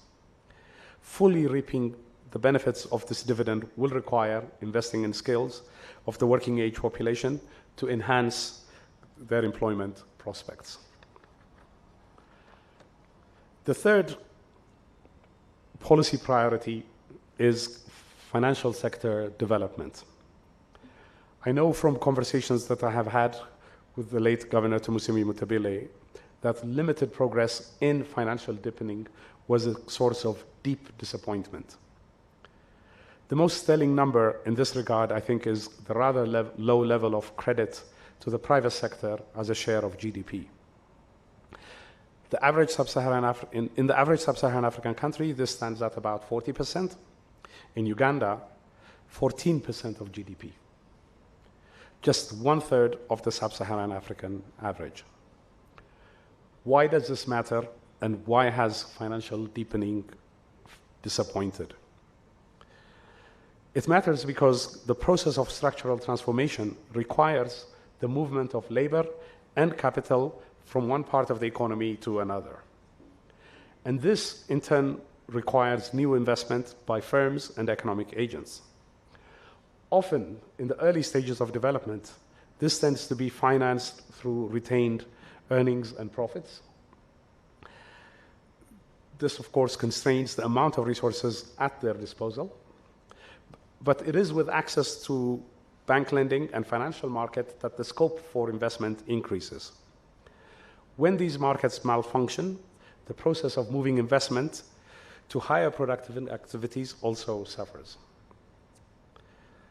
As to why financial deepening has disappointed here, to my mind, there are two reasons that dominate. First, the reform agenda in this area never really went much beyond liberalizing interest rates and privatizing public banks. There could and should be much more aggressive follow-up of identifying the binding constraints on credit intermediation and addressing them, as tends to be the case in many other countries. One argument that I have heard to explain the dearth of lending to the private sector here in Uganda is that the cost of borrowing is very high. But as I once heard the late governor refute this point, he pointed out that there are many other countries where the cost of credit is as high, even higher, but banks undertake much more lending. The second reason, and I think the more dominant reason why financial markets have not deepened, is that financial markets do not work in isolation. Perhaps more so than any other business activity, the financial sector requires a transparent and effective judiciary for contract enforcement, robust bank supervisory and regulatory frameworks, and active weeding out of ineffective and weakly capitalized entities. Gone are the days when informal and personal relations could facilitate this. Rather, in this environment, what is needed are robust mechanisms and institutions that can reassure economic agents to transact with each other, knowing well that people that transgress will be penalized. Again, these issues, while partly technical, given the vested interests that stand to be affected, is something that requires a whole of government approach and political will to enforce. Let me now wrap up with a few concluding thoughts. First, I want to try and summarize, rather ambitiously perhaps, what I consider to be the late governor's overall approach to policy making. I think this was a deep appreciation for human fallibility.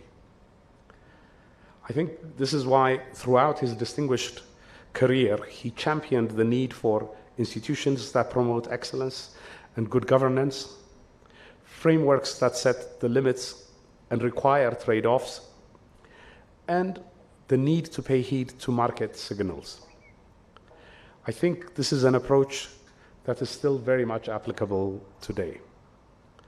On my occasional visits here, I have sensed deep frustration in government circles that development is not progressing rapidly enough and something radical must be done.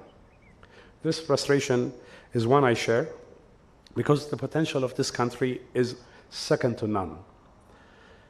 But as I hope I've been able to persuade you, what is needed here is a focus on a few key areas, notably revenue mobilization to promote resilience, further investment in health and education, and financial sector deepening.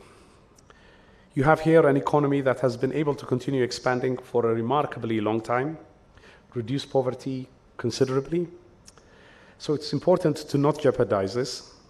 What is needed now, I think, is upgrading the capacity of the state to engender more rapid structural transformation. Mr. President, not unlike computers, I think the modern economy requires continuous software upgrades as glitches and vulnerabilities emerge. This requires talented and empowered officials in key policy-making positions to continuously work on identifying and alleviating constraints to growth and investment. Second, I have to, of course, say something about the late governor's persona. He was as brainy as they come as an economist and policymaker, with very strong analytics, whiplash smarts, and always open to powerful counter-arguments. As well, though, he was incredibly courageous. I have previously described him as a lion of a policymaker. This, of course, was in reference to his lifetime of public policy service at Ministry of Finance, Planning and Economic Development, Bank of Uganda, and his contributions to the East African community, which have left a large and illustrious imprint on policymaking and policymakers throughout the region, and indeed well beyond. But it was also in reference to his fearlessness, the way he stood his ground when he felt policies detrimental to progress were being considered. He was always ready to speak truth to power. And mind you, he was doing this even in the days as a young man when doing so risked him very real personal harm. I think that there is much our generation of policymakers, advisors, and technocrats could do to emulate him. We have to, of course, recognize that policy positions are often adopted as much for political reasons as they are for solely economic ones. But an important way in which we can all pay homage to the incredible success and legacy of the late Governor Tumusiime Mutebile is by making sure that we compellingly make the case for the appropriate course of action and laying out the consequences of failing to do so.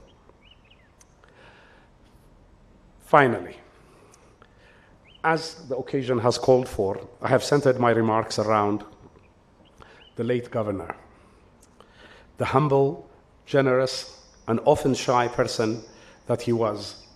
He would probably have been a bit mortified by the sole focus on him if he was here today with us. I think he would have wanted recognition of his very able fellow collaborators, as mentioned earlier before, like the late Chris Kasami, Keith Muhakanisi, who is not here with us, and many others, including in this crowd. I bow my head to them all, and many others that have so ably served the Ugandan people. And of course, all of this would not have been possible without the oversight of President Museveni. With that, I will end here, and thank you so much for listening to me patiently.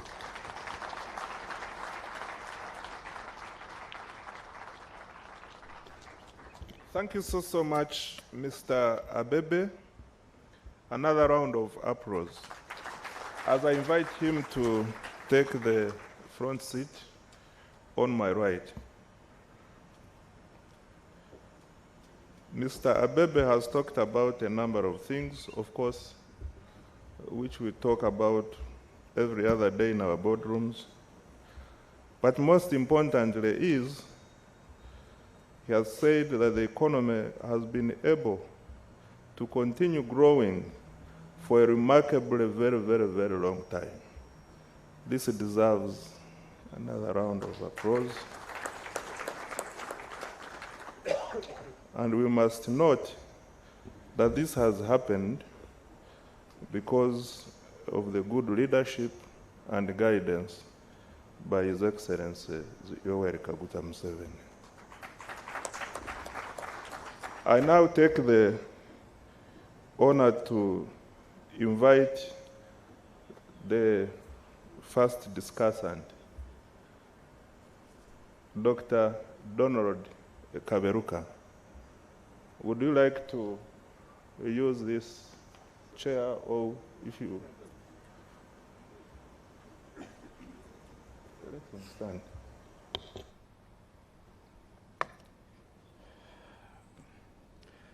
Mr. President, Excellencies, ladies and gentlemen, good afternoon. It's a pleasure to be here. My association with the late Mutabile goes long way, about 35 years, in our different capacities. So as I said at his funeral, him and I discussed the policies continuously over that period of time. So I want to thank the Bank of Uganda and the family for inviting me to make a few comments on Abebe's excellent remarks. But I have just two problems. One of them is that I agree with everything he has said, so I don't know what to say. The only two differences I have with him is that he's still in office and I'm out of office. So his ability to stray too much out of orthodoxy is circumscribed. He has to stay in line. Since I'm out of office, I have a bit more degrees of freedom to say a few things which I'm sure he agrees with. Another small difference, Abebe, is that international organizations, they have a habit of dividing Africa into two, what they call Sub-Saharan Africa and North Africa. It's a convenience for the World Bank and the IMF and others, but I don't think I want to approach it from that angle. Because North African countries are part of Africa, although in the IMF and the World Bank, they are counted as part of the Middle East. So this would be my only two differences. You're in office, I'm out of office. And I'll talk about the whole of Africa as you talk about Sub-Saharan Africa. Now, I've been given 15 minutes, and I want to respect the time. But before I do so, Mr. President, friends, let me say how lucky we have been to have Abebe leading the IMF Africa Department in the last 5 years of crisis. Under the leadership of Kristalina, the MD, the institution is totally unrecognizable from what was, say, 30 years ago. And I know what I'm talking about. But in addition, since COVID up to now, just listen to these numbers. They used to do $1.5 billion to $2 billion per year. In the last 2 years, they have done $60 billion to Africa. Just note the numbers. So, Abebe, thank you very much for what you have done. The Resilience and Trust Fund, which you have rolled in, is another one. But also, something has happened in the fund, which many of you may know. In the past, the fund was very inflexible on many things, very prescriptive. But recently, the fund is very flexible. Surprise, surprise. And they have assumed new missions. Long time ago, it was about macroeconomic stability only, but you heard him talk about structural transformation. They now talk about gender, about climate, about fragile states, and all that is a force for good.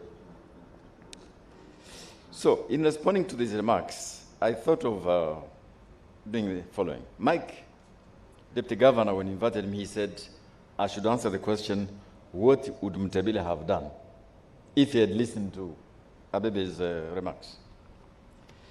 So, number one, in the 1980s and 90s, Mutebile and his colleagues were instrumental in what are called the first generation of economic reforms.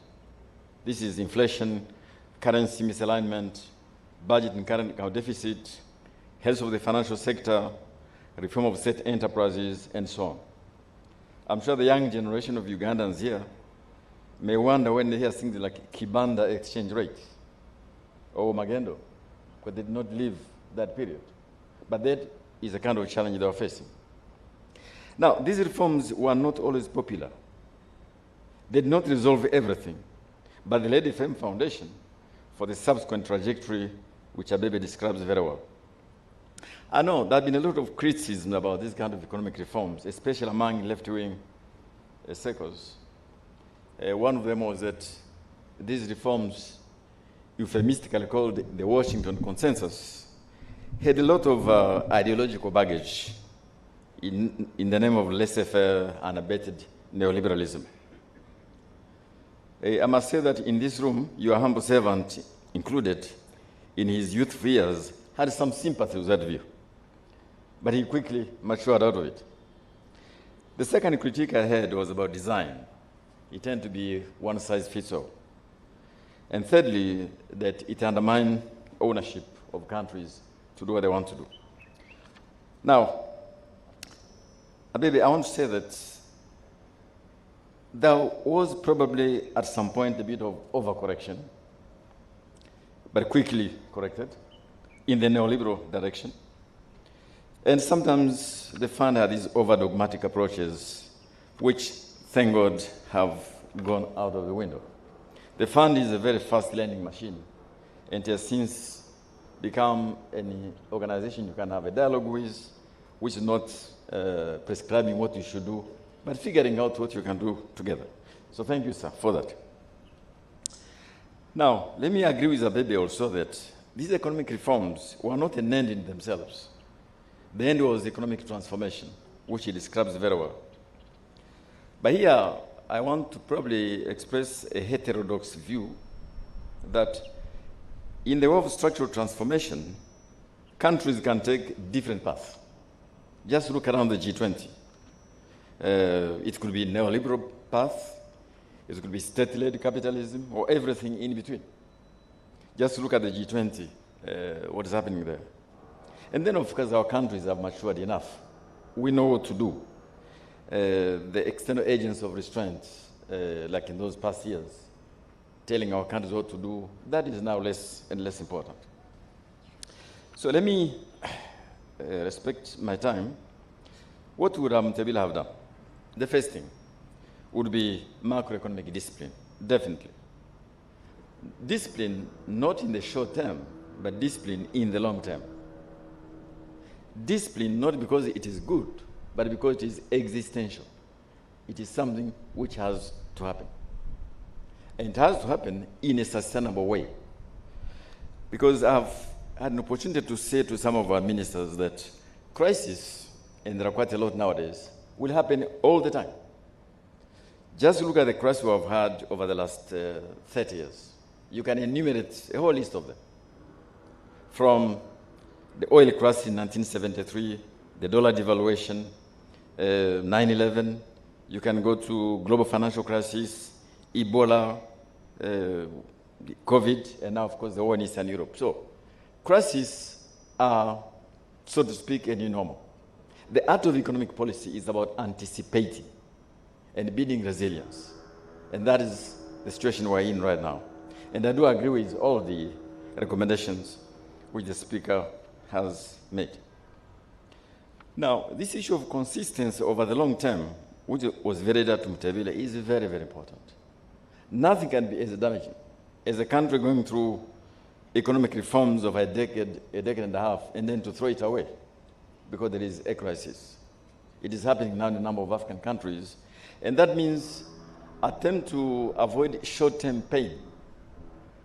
You actually invite long-term pain and high-cost reforms in the future. Consistency and avoiding volatile policies. Now, rich countries can afford inconsistency. Just look at how they responded to the global financial crisis. Nationalizing banks, printing money because they can.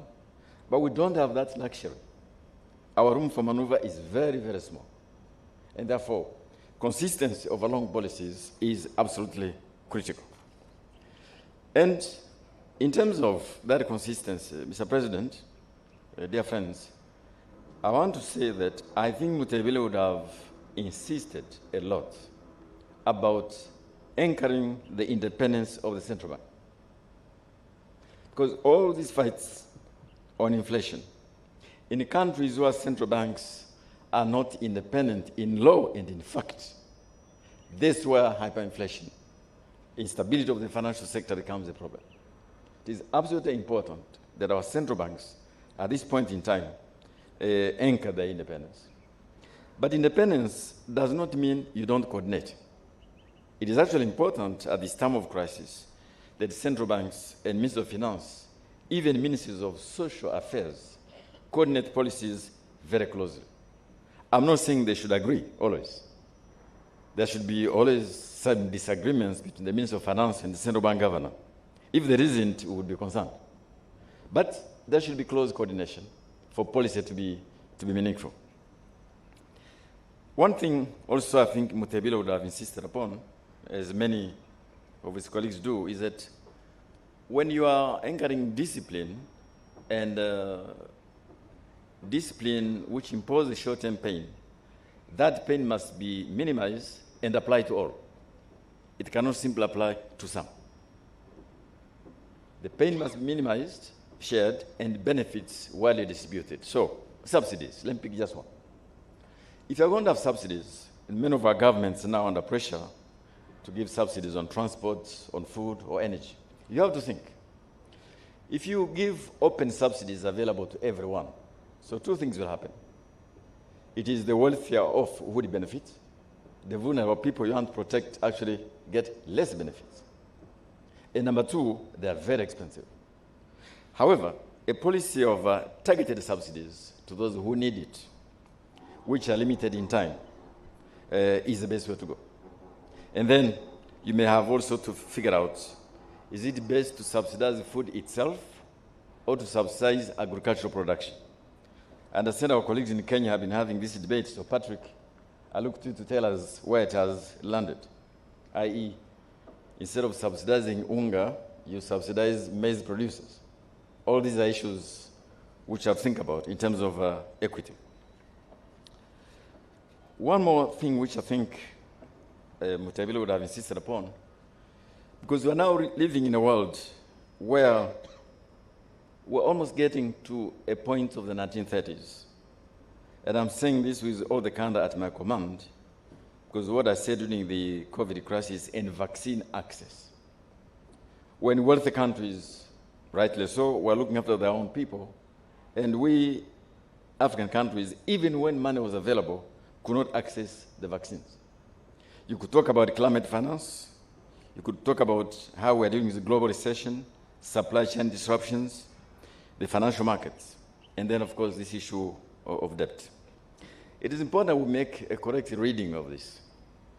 Should we continue to be dependent on global supply chains, which can easily become a risk for things which our people need, like medicine, like vaccines, like food now? Or we should take the view that while globalization is a force for good, we're at a point where global supply chains have to also contribute to not producing at the lowest point of production, but at the most reliable point of production. That's the lesson we got from COVID. Now, very finally, just I'll come to the end, 15 minutes, I think.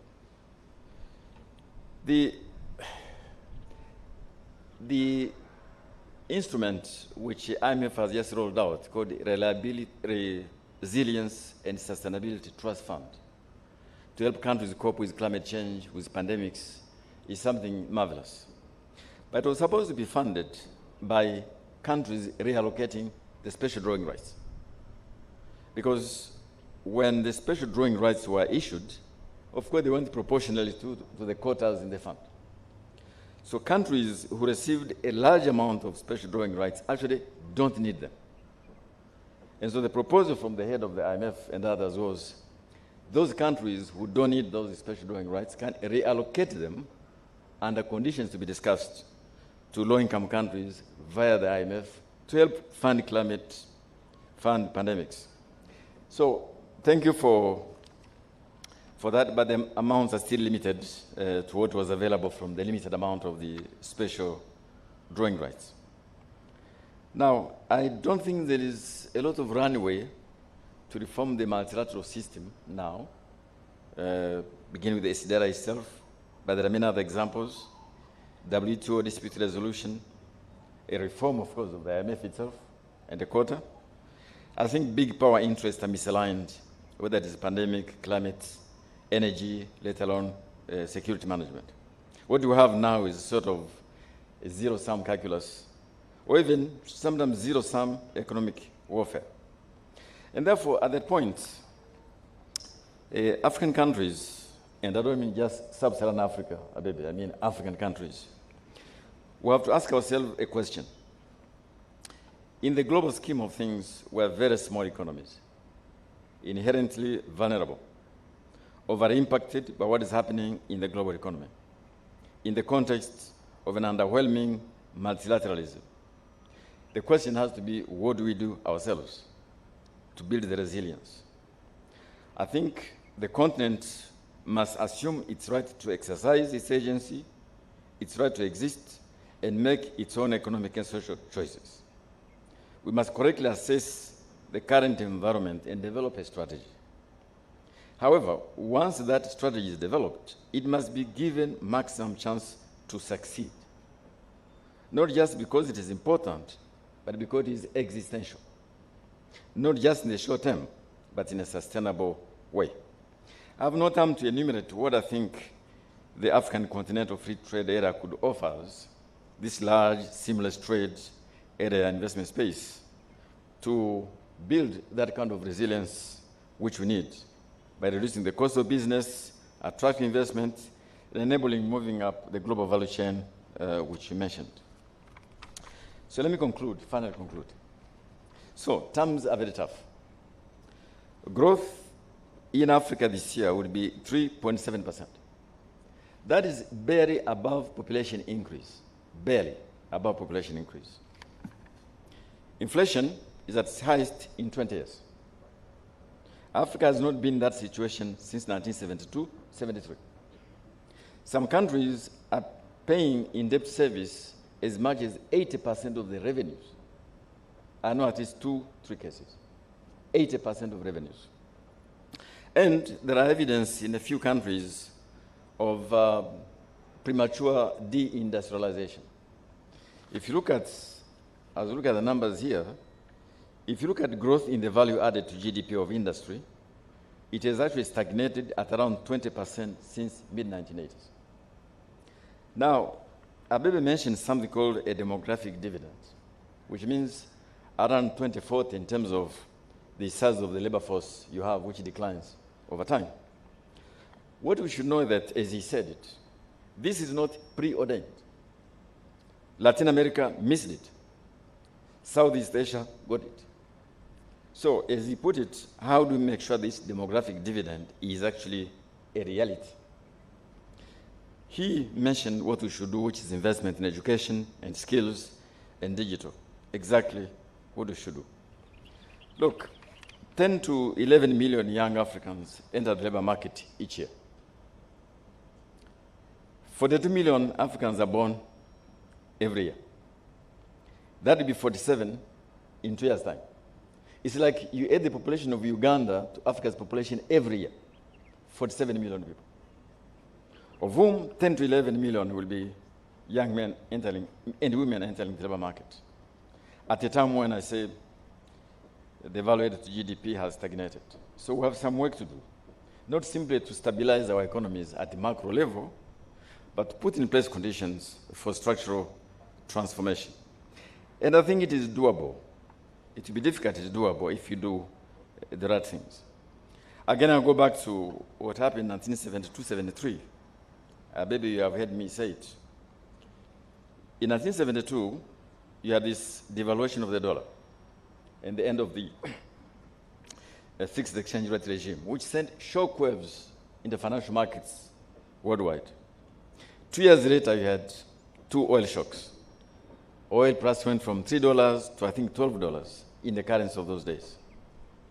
And that began a long period in Europe of what they call stagflation, stagnation and inflation, and like now, a search for energy security. Latin America entered a phase of debt and instability. The Middle East, a period of managing huge dollar surpluses. And Africa began the 30 years long march of negative per capita growth, which was reversed only around 2000. And so the fear now is that unless we stay the course of economic reforms and those structural changes we have to do, which he mentioned, the risk of a return of macroeconomic imbalances are quite high,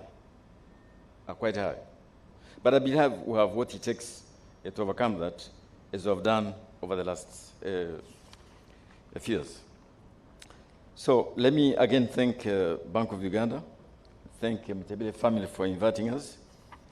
I think our colleague has mentioned a lot of achievements you have made. He knows more about than myself. I'm only saying that if Governor Mtebile was here, he would probably say, stay the course, be consistent. Don't be distracted by the crisis, manage them fairly, manage structural transformation, work on the multilateral order, and then keep the discipline, and success is guaranteed, as many African countries have shown.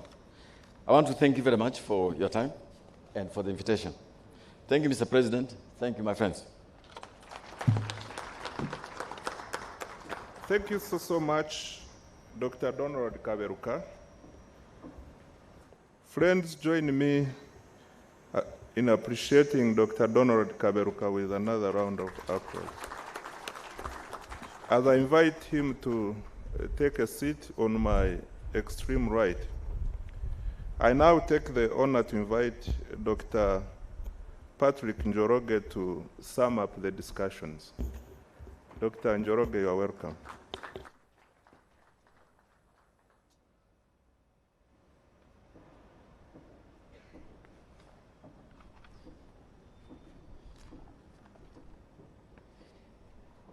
Thank you very much. Dear guests, Mr. President, honorable ministers, Madam Betty, and distinguished guests. I came to honor a fallen colleague, a friend, my older brother. And I know the discussion was directed as to follow the variable lecture, and of course for me, following also the variable discussion by my brother, also Donald Kaberuka. But I think I want, instead of maybe, I want to take a different route, if you don't mind, which is to tell you my lessons. I became the governor of the Central Bank of Kenya in June 2015. And you know, it didn't come with a manual, you know, operational manual, how to run a central bank. So I quickly realized that there were resources I could depend on.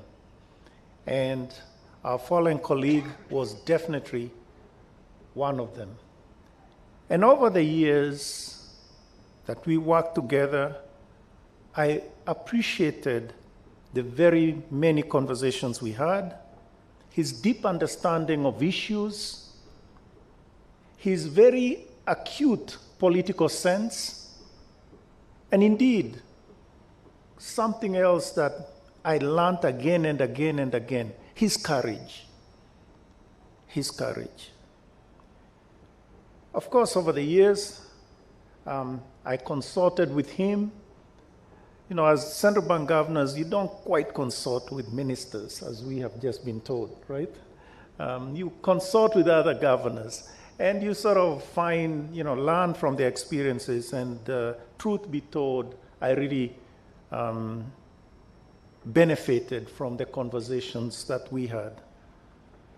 Of course, we became friends, but really, he was my older brother. And I want to thank you, Mr. President, and indeed the people of Uganda, for giving me such a worthy older brother.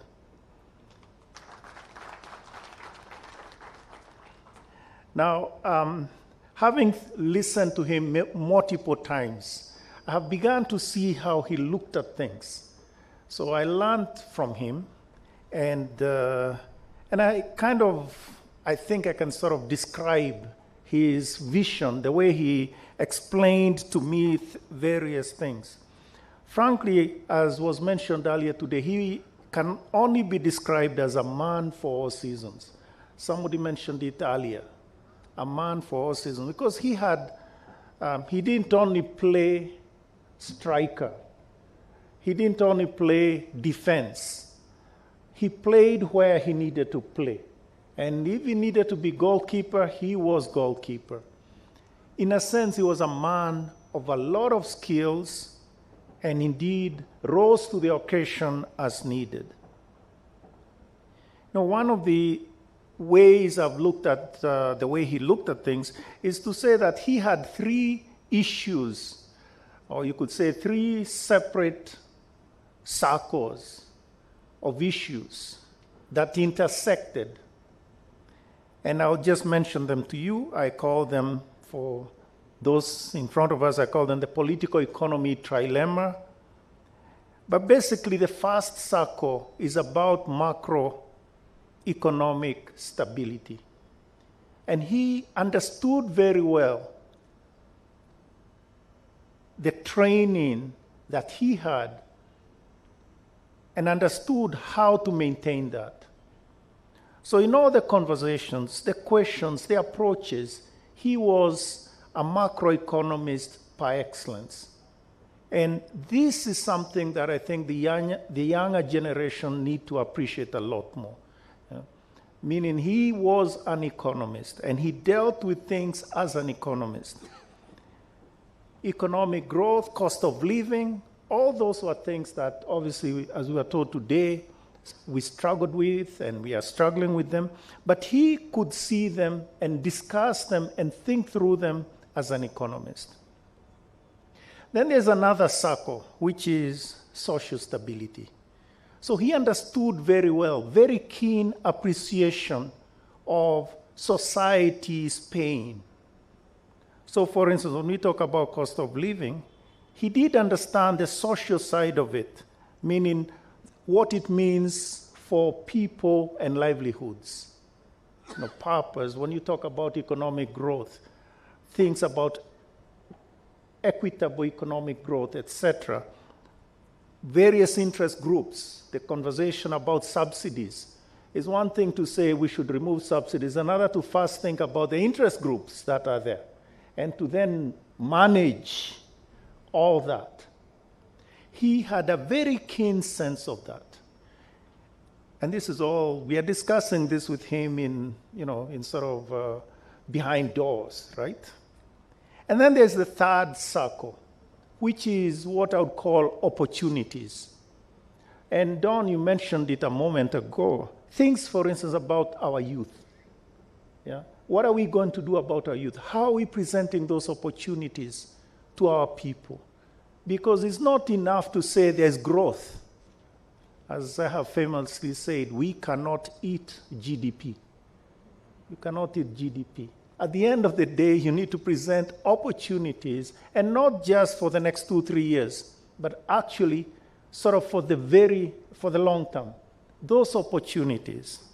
So jobs, sectors, agriculture, the meaning of agriculture and where is it taking us, etc. Innovation, inclusion, productivity, all those are things that are in the circle of opportunities.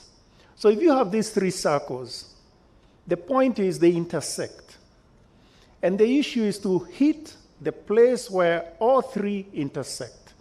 And this, to me, shows the mastery of the man, because he was able to navigate that very narrow intersection of these things without, in a sense, belaboring his, let's say, economic arguments, or for that matter, coming through like a bleeding heart, social issues, or for that matter, sort of thinking, having a very keen interest as, let's say, the Minister of Industry, et cetera, would have on industrialization, etc. So that's how I sort of place him. But in all this, I learned from him that I have to remain always a central banker. Unfortunately, I only got to know him in his later years when he was a central banker. And so the fact that he was a central banker and really wanted all of us, myself included in my conversation, to remain a central banker, but at the same time, ask the uncomfortable questions as an economist. So he appreciated my training as an economist, and obviously realized that there are benefits to asking those questions according to our training. Now, I'll mention a few things, other lessons, but I think the one lesson I would make is the first one, really. And this took time for me to appreciate. A lot of time, etc. He wasn't always very direct. Yeah, meaning he wouldn't just tell you, do this, do the other, or, even you had a conversation, and I learned a lot from that.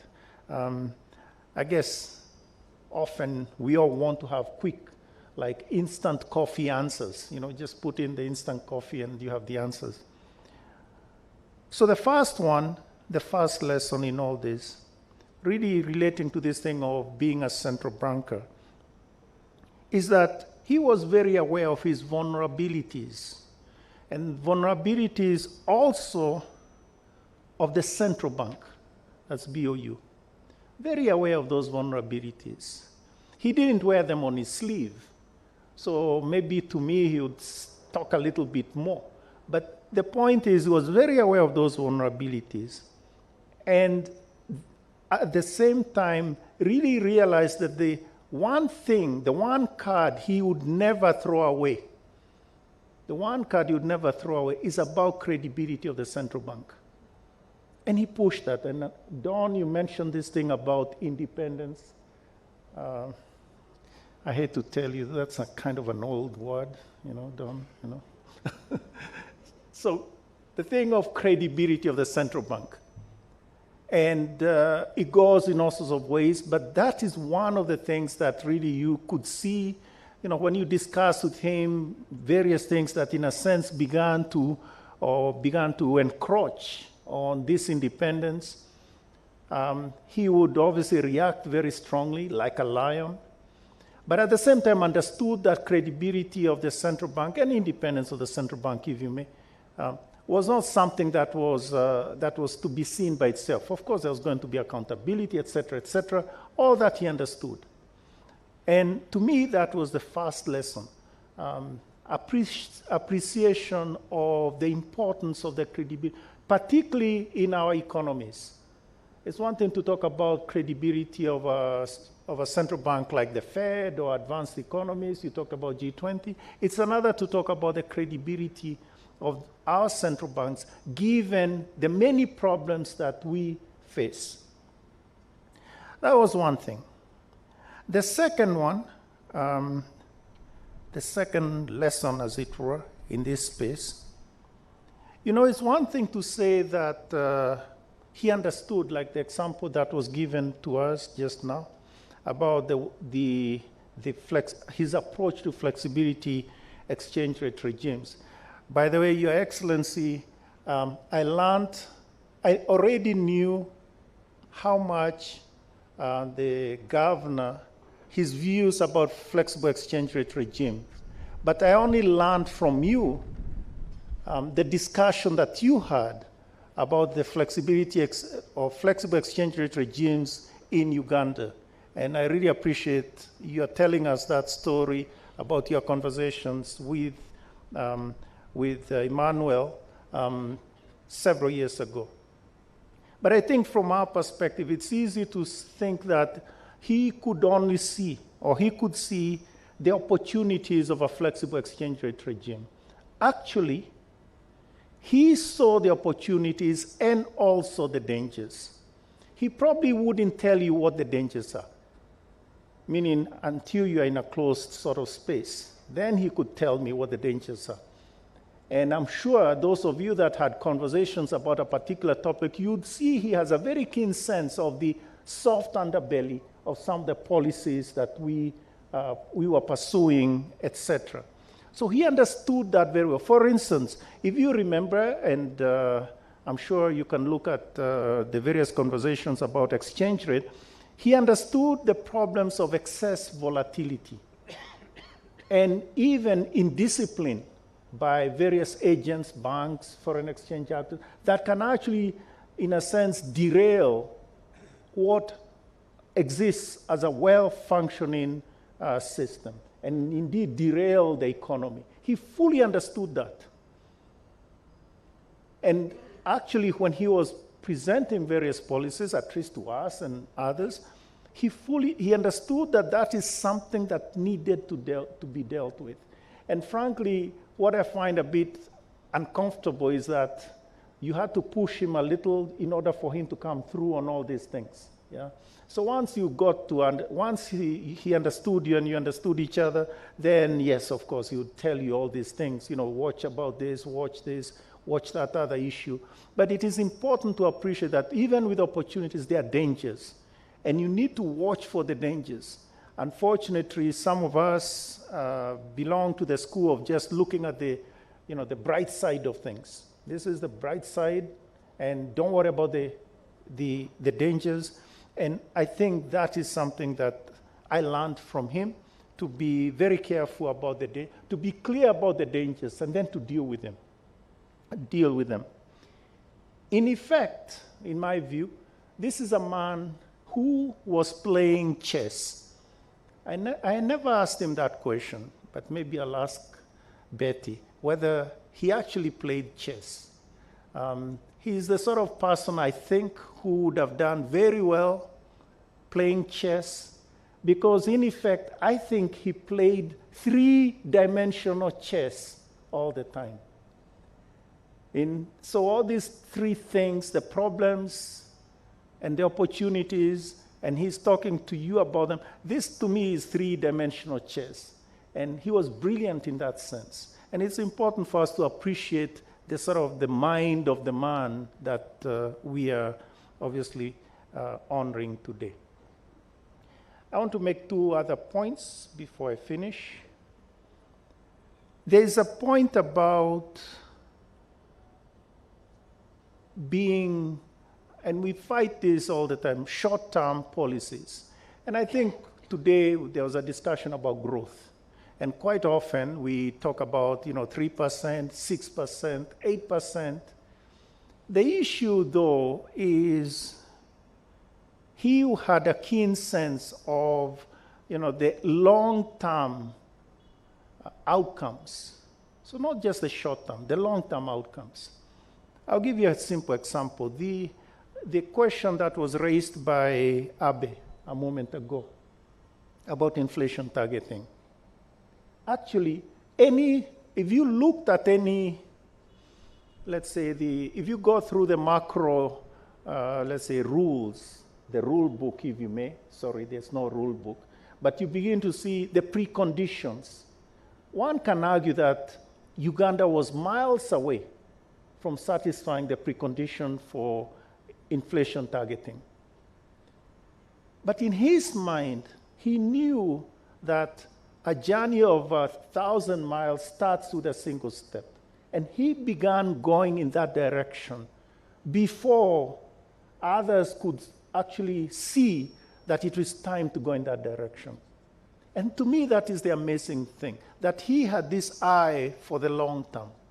Now, when you talk about, for instance, so the long haul, when we talk to investors, quite often, this is one of the issues that we raise with them.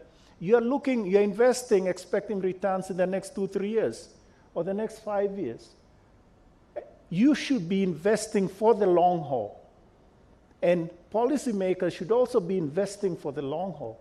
And even the government spending in health, spending in education, spending on those things, the returns are very much in the long haul. And that's where we go to these circles. So I talked about the 3 circles, opportunities are there. And those opportunities, the returns will be in the long haul. So I guess I learned this thing of look at the long haul, the returns, even as you and the people around you are also discussing the short term. So this means, for instance, building institutions, building markets, all these take time. We talked about that inflation targeting, but there are the institutions that have come up. I want to finish with the last point. The East African community. I think everybody in the room, and Your Excellency in particular, appreciate how much of a champion for the East African community our fallen brother was. But he urged us, and I can say this is something that I saw myself, not the table, in the kitchen as it were, right? He urged us and urged our Monetary Affairs Committee, that is the Committee of Governors of region, not to he understood the preconditions for the monetary union, etc., etc., but understood that we cannot rush ahead with monetary union and, should we say, common currency and all those other things without the preconditions being satisfied. So it meant that today now take the long haul, take the long-term view and really work. And he saw a risk of reversion to trade protectionism. So if we want to go ahead with the East African community, we need to be very concerned about this trade protectionism. And it would reverse the gains that we have had as a people of East African community, etc. So this is something that we learned from him. And I think in all the things that I think we memorialize, this is one of the ones you can say he was one of the pillars of what our East African community will be. I want to finish, Your Excellency, with a story. Years ago, I was in Arusha for a meeting of the East African community. And I happened to work with an older minister, and he told me this story. He told me this story about he had gone somewhere, that is the minister, this minister had gone somewhere, and he saw this farmer planting coconuts. Now, coconuts take a long time to grow, as we all know. And so the minister asked the farmer, hey, I see you are planting coconuts. You are old, so I don't think you'll eat from these coconuts that you're planting. So the farmer turned to the minister and said, you see, I'm planting these coconuts, and I know I will not eat from them. Others will eat from them. I, on the other hand, eat from this coconut tree here that I never planted. Our late governor planted coconuts. He probably didn't eat, and he didn't eat from those coconuts that he planted. But I, for one, have eaten from those coconuts that he planted. Thank you very much.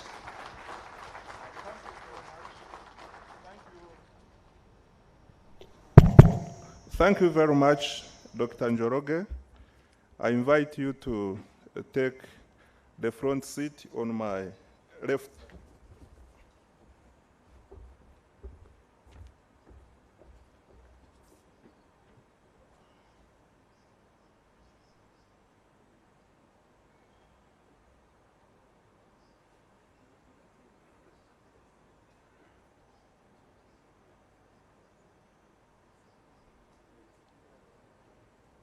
Distinguished guests, join me appreciate our presenter and our dear participants for the job well done.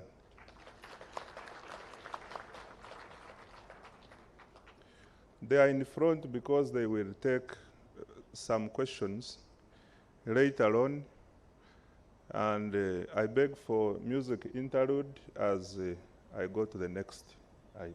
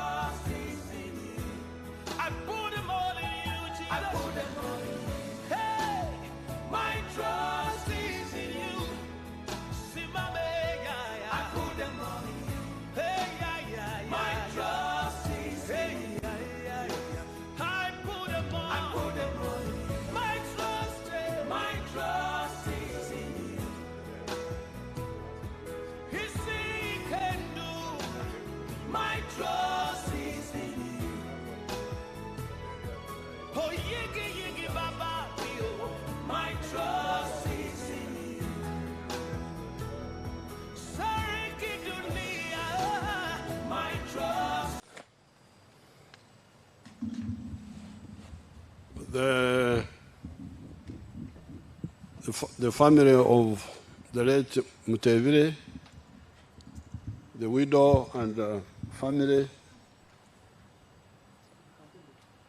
Right Honorable Mbabazi, former Prime Minister, our guests, the speakers, and the governor, the deputy governor, and all the friends who are here. Mr. Mutevile was a junior part of our student group of the 1960s.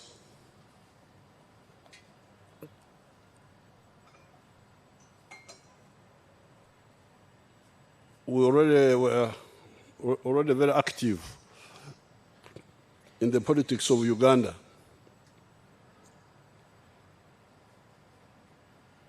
And we were very ambitious regarding what we wanted to be to be done. Now, later on, I came to learn that he had linked up with the IMF group, who had a certain way of thinking, which in our view was a limited one, but a useful one. Now, I think Muteber also went into exile. He must have gone into exile. He must have left. I don't think he stayed here. He went to Zambia or something. Or he went out. But for us who were in the bush fighting most of the time. Now, when we reassembled, after almost 20 years of chaos, from 1966 to 1986, that's 20 years. Now we had a chance to put in place our long-held views. So don't look at Mutevile as a freelance actor. You should look at him as part of a group who had a sub-orientation which we found useful, but it was part of the story, not the whole story. By 1962, when Uganda got independence, and these are the problems you could do, bother to understand if you want, because if you don't, you will not move. By 1962, when Uganda got independence, it was typical of the colonies and the neo-colonies.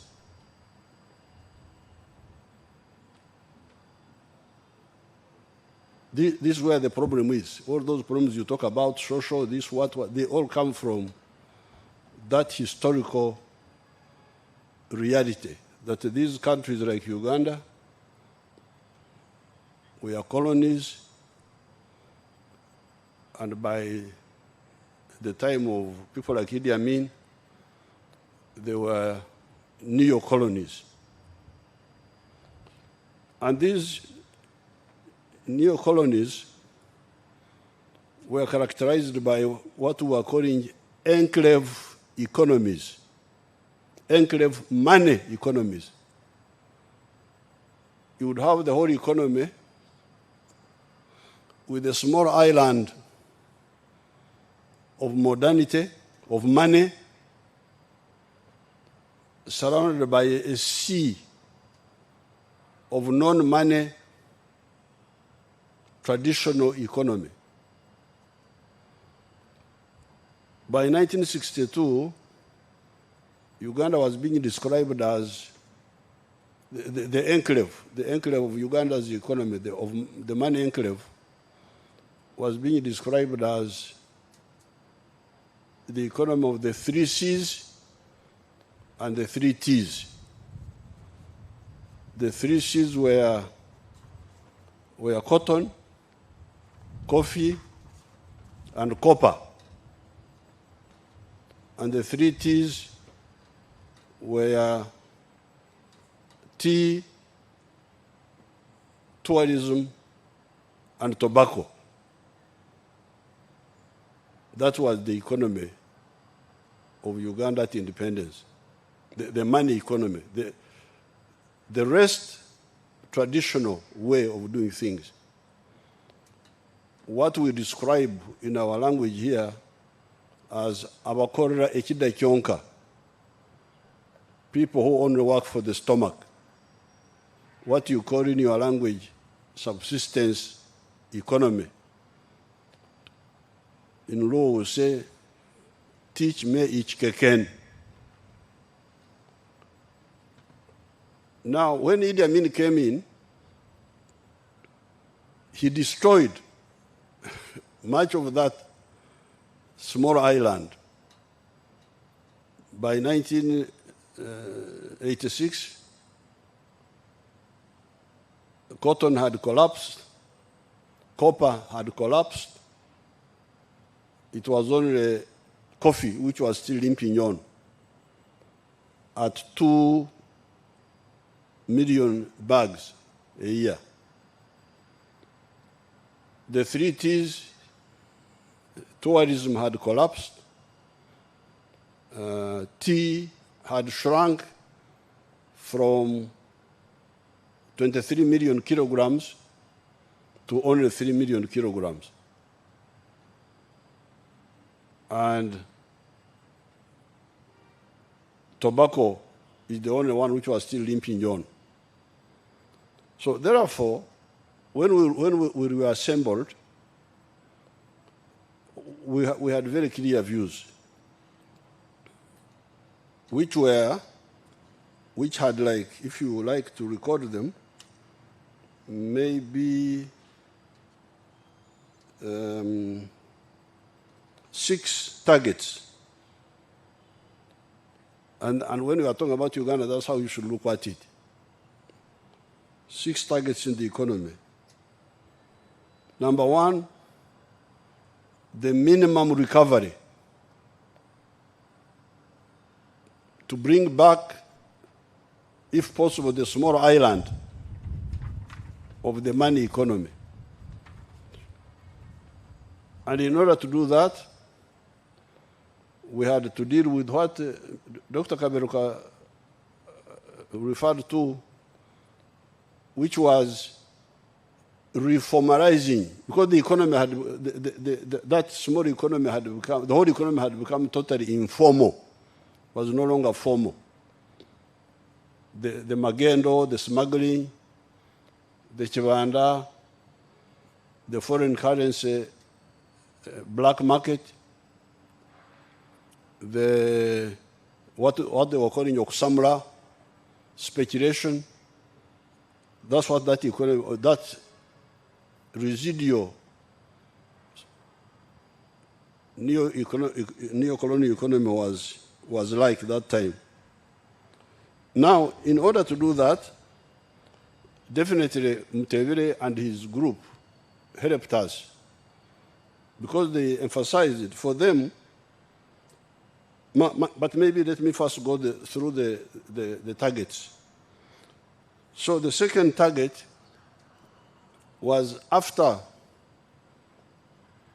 reviving the small island, then the next target was to expand it. To expand it. Revive the small island of money economy, and expand it.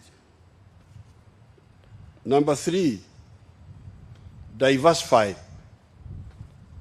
Diversify the activities in the money economy.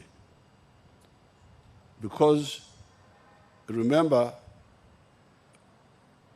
for instance, if you, those three C's and 3 T's, we are being told that these were cash products. Coffee was a cash crop. Cotton was a cash crop.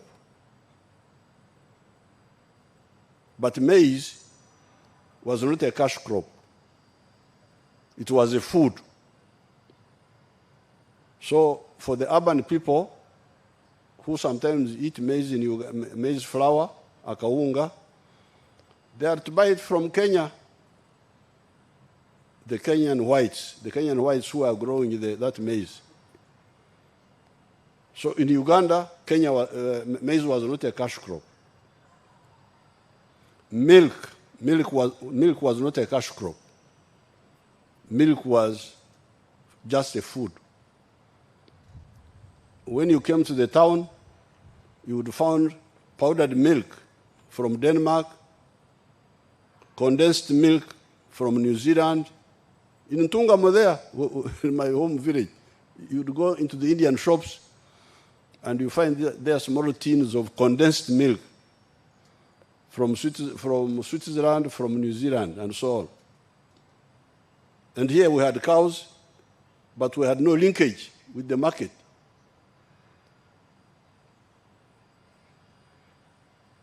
Bananas were not a cash crop.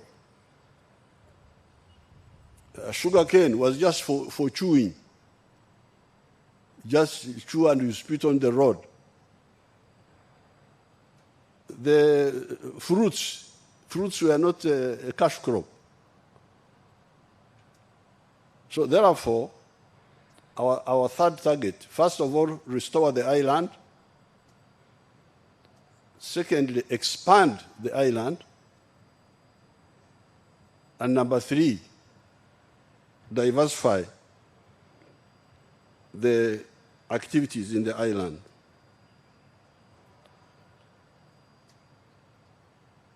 Then number four, start building a new economy of a new type.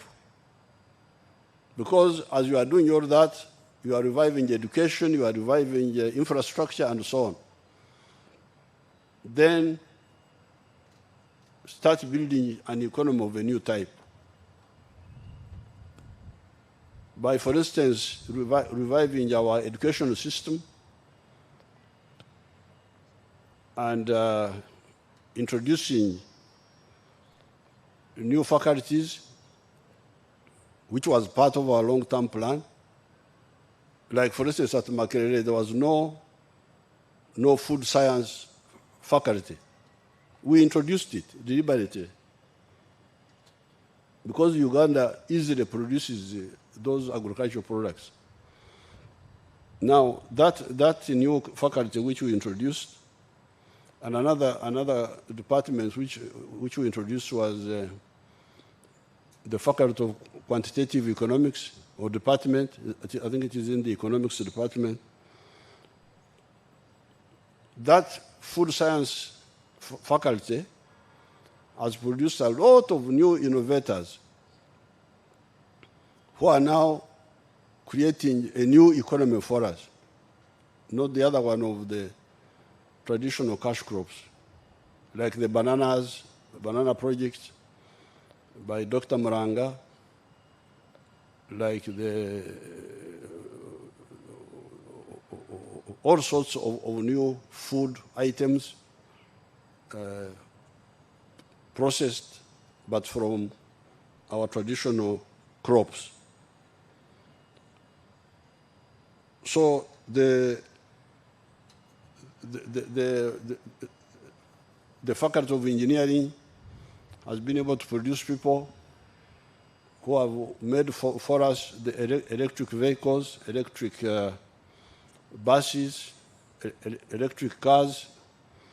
The electric car we are developing now is what we call the Chira vehicle, electric vehicle, which is, Chira is the name of the Nile. That's what we call Nile. Nile is called Chira.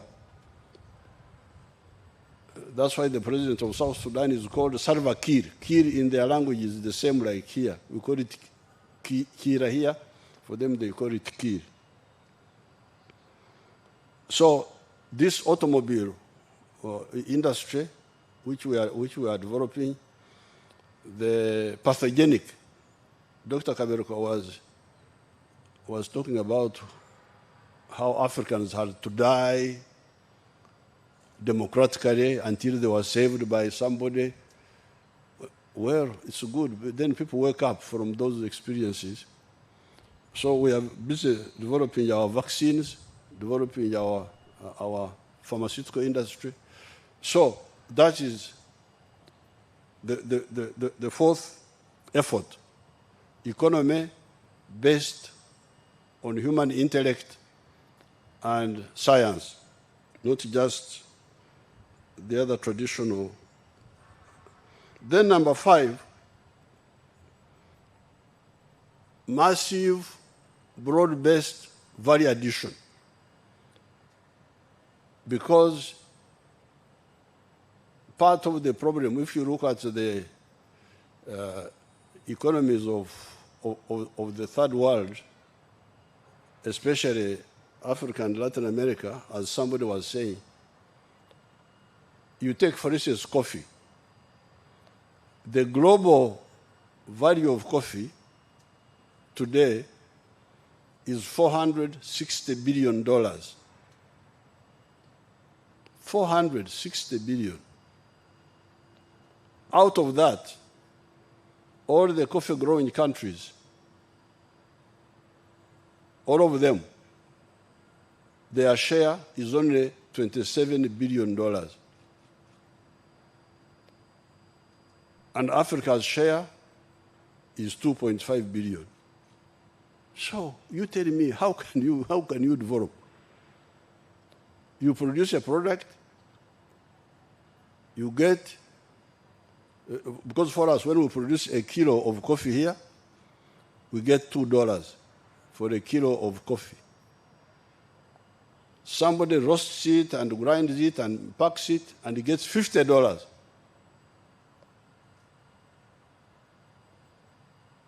And we have got economists and analysts and all these people. What are they analyzing? Why don't they see this? So, you must have heard that I belong to a group called National Resistance Movement. You must have heard that rumor, that this old man belongs to something called National Resistance Movement. So we resist this bankruptcy that we produce and we get not even 1% of the value of our products. This is madness. So we started with the struggle. I started with the struggle because I'm a cattle keeper. If you have never seen cattle keepers, there's one of them here. As soon as of course I had started when I was a student, trying to wake up those cattle pharaohs who were running up and down with the nomadism. In the 1960s, we tried to settle them down and all that. But when we came from the bush, I went and really engaged them very intensely to turn milk into a cash crop, first of all. Because milk was not a cash crop. Milk was a food. The cash milk was from Denmark. They would go to Denmark, get powdered milk, bring it here, add water of Lake Victoria, and print there Uganda Dairy Corporation. The dairy there was the water, the Ugandan. You can't believe the lack of seriousness. So we mobilized those pharaohs in the cattle corridor, convince them that they can produce the milk, feed the towns here. You should be the ones to produce milk to feed the towns. Because they had cows but no money. Why no money? Because they were not selling what they were producing. So we were able to convince them. They started selling the milk. The government dairy corporation was too small. It was processing 65,000 liters a day. Production was going up. We got private investors from India, from where. Now we have got a huge dairy industry, fully integrated from production to liquid milk, to powdered milk, to ghee, to butter, to all those things. Even sub-products. There's a product called casein, a protein which they use in food formulations, which the US import. These fellows are producing it here. So, that was the front line on milk. We are engaged on the front line in bananas, to add value to the bananas. We are engaged in the front line of the coffee. Coffee, big war, to add value to the coffee. Big war. I met, many years ago, I met Nescafe. And is it Nescafe, one of those groups? Nescafe, the other one. There are two of them. They took us to a very cold place called Davos. I don't know why they take people there. I think it is good for them to shiver there. Then I met these fellows there. You fellows, why don't you come in Uganda and add value to our coffee? They said, very sorry, Mr. Museveni. We already have a factory in London. This is the one that is producing for the whole world. If you want, you have to, we cannot help you. They told me off. But we have not given up. We are moving. We are going, we shall add value to our coffee, and we shall get out of that slavery. And cassava, all that line of adding value. Then finally, another front line we had to struggle with is because by 1969, you can see how dangerous some of these African countries, especially those which are well endowed with resources like Uganda, because Uganda has got everything. That's why many of the Ugandans are lazy. It is not easy to die here. Even if you don't work, you go and stay with your brother. Why have you come? I have come to see you. Which I could have. Who told you that I needed to be viewed as a film? They're just there, having an easy life. The more some of these countries which have got a lot of resources like Uganda, like Congo, Democratic Republic of Congo, you don't have to work in Congo. You just eat mangoes and forest products and some monkeys. You don't have to. So it's very dangerous if you don't get leaders to wake up these people. It's quite a problem. So here, you can check the figures. I tried to check. By 1969 census, we had a census in 1969. We had one in 1959, just before independence. Then we had one in 1969. I think if I remember the figures, only 4% of the people were in the money economy. 96% were in the subsistence economy. So imagine, only 4%. When we came into government, we started talking about it. But when we checked, even by 2013,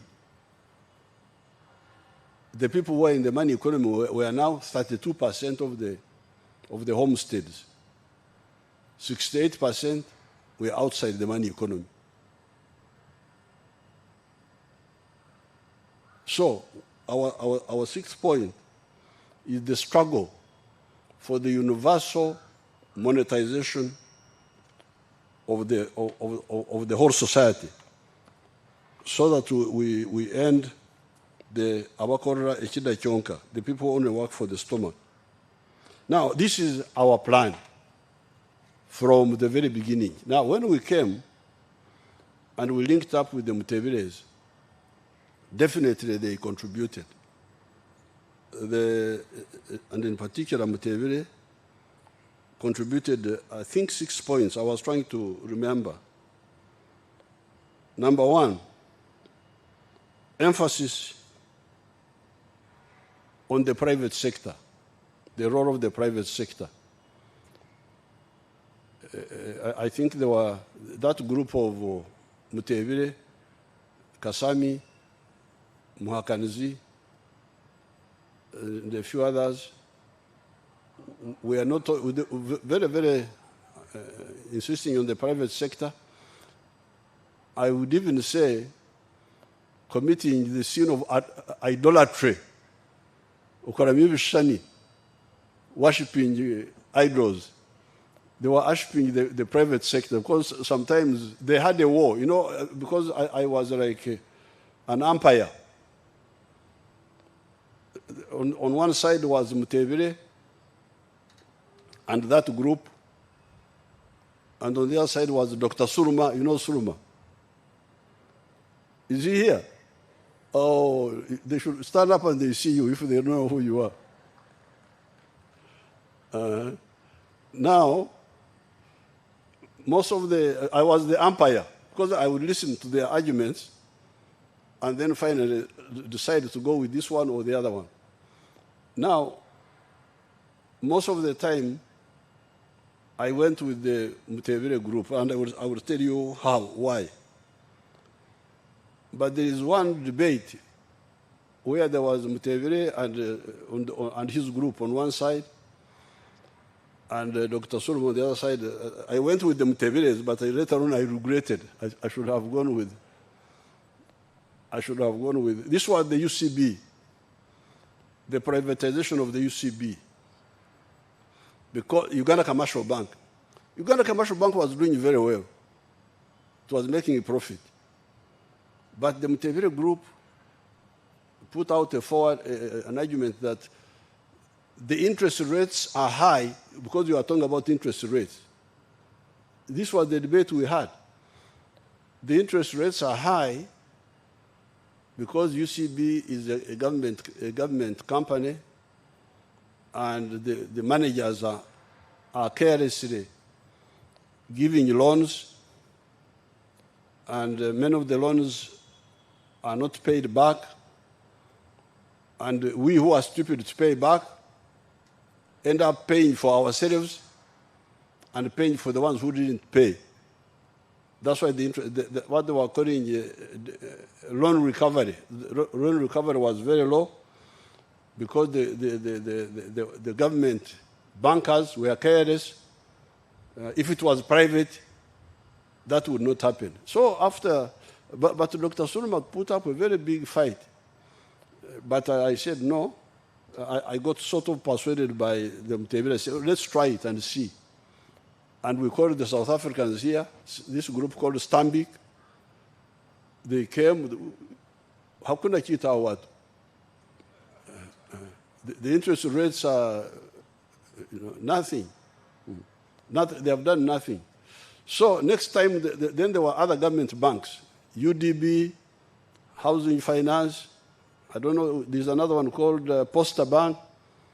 They said, we want to privatize. I said, please forget. We will never, no more privatization of these banks. Because I made a mistake of UCB, I will never repeat it again. And it is the UDB we are now using to do something, to deal with that problem, which somebody was talking about it. I think it was the Ethiopian who was talking about the low level of private sector lending. We are using the UDB to solve that. But where definitely the Muteviles helped us was area number one was controlling inflation. That one definitely they helped us. Because when I would listen, when I would sit in these meetings, they would be having arguments with other economists. There was Dr. Nahamia. Nahamia was in the NRM Secretariat. There were people who were having different ideas. But when they would argue, I would sit there and listen. Like, for instance, the controlling inflation, I even remember my own old economics, that money is the store of value one of the values of money, the store of value. Now, if you store value and it is losing value every time, every year, it is coming weaker, then how would that economy be attractive? So I got converted and I really I went with them on that issue of the inflation. Then there was the issue of the exchange rate, allowing the exchange rate to find its own level. Oh, big battle. People arguing this, arguing that. But when I listened carefully, I thought the Mutebiles were correct, because why do you undersell the dollars? If the dollars are worth so much on the black market, then that is their value. So in other words, we transfer the black market from the black market to the banks and the forex bureaus, and it helped the economy. It brought discipline. Then Mutebile advised me on the issue of uniting the Minister of Finance and the Minister of Planning. You remember they used to be separate. There would be Minister of Planning, and some people were arguing that that was good, but Mutebile was able to show me that no, that's not good, because why do you plan when you don't know how much money you have? Why doesn't the one who is having money be the one to plan? Because he knows how much money he has. So again, there are already civil wars in these offices. This one saying this one saying that. So I went with the Mutebile group there. Then resistance against economic cheap popularity. For instance, minimum wage. That issue of the minimum wage. The person who warned me against that minimum wage, which was being pushed by the labor unions, by the what, by this group, Mutebile was, they said, look here, people don't have enough jobs. The few who have got jobs, you come and you tell the employers that they must pay so much. What if they can't afford? What will happen? Why don't you concentrate on creating more jobs first? And then the scarcity of jobs is the one which will raise the value of labor. So up to now, we have never agreed on the issue of the minimum wage. And this was a contribution by the Mutebile group. Then there was the issue of health insurance, the health insurance scheme. That one again was also being pushed by some groups. But then when we consulted, because the health insurance groups involves the employer contributing also. Does it not involve that? The employer must also contribute. Is that so or not so? The employer must contribute. So the employer is already contributing for NSSF. You remember this, the NSSF. The employer is still contributing for NSSF. Then you add these other costs. And then you have not dealt with the issue of the cost of transport. Because remember, one of the people, I think it was our Ethiopian friend, who talked about Uganda being landlocked. Transport costs are still very high. Electricity costs are still high. Now you add also the cost of all these social programs, NSSF, insurance. How will the employers manage? So we said, okay, it's a good idea, but hold on. So definitely, the Mutebile group helped us with those tactics of implementing our long-term program. But where I need to caution you, the IMF group, is I pointed out to Mutebile, you are talking of the private sector-led growth. That if you maintain macroeconomic stability, then the private sector will be encouraged to invest and you will get growth. Yes, some of the people in the towns may respond positively. But Mr. Kaguta, my father, is he part of the private sector? Because I told Mutevere, Mr. Kaguta is not part of the private sector. He's part of the traditional sector, the pre-money system of Africa. People who just grow food and eat it. The people who are talked about by Adam Smith in his book of 1776. Somebody who grows his own food, builds his own house. If you go to some parts of Uganda, you'll find people who are building their own houses. They don't hire people to build houses for them. They carry their own water from the well. They don't have to pay this group of, NSA, what do you call it, national water. They look for their own firewood. They are self-sufficient at a pre-capitalist level.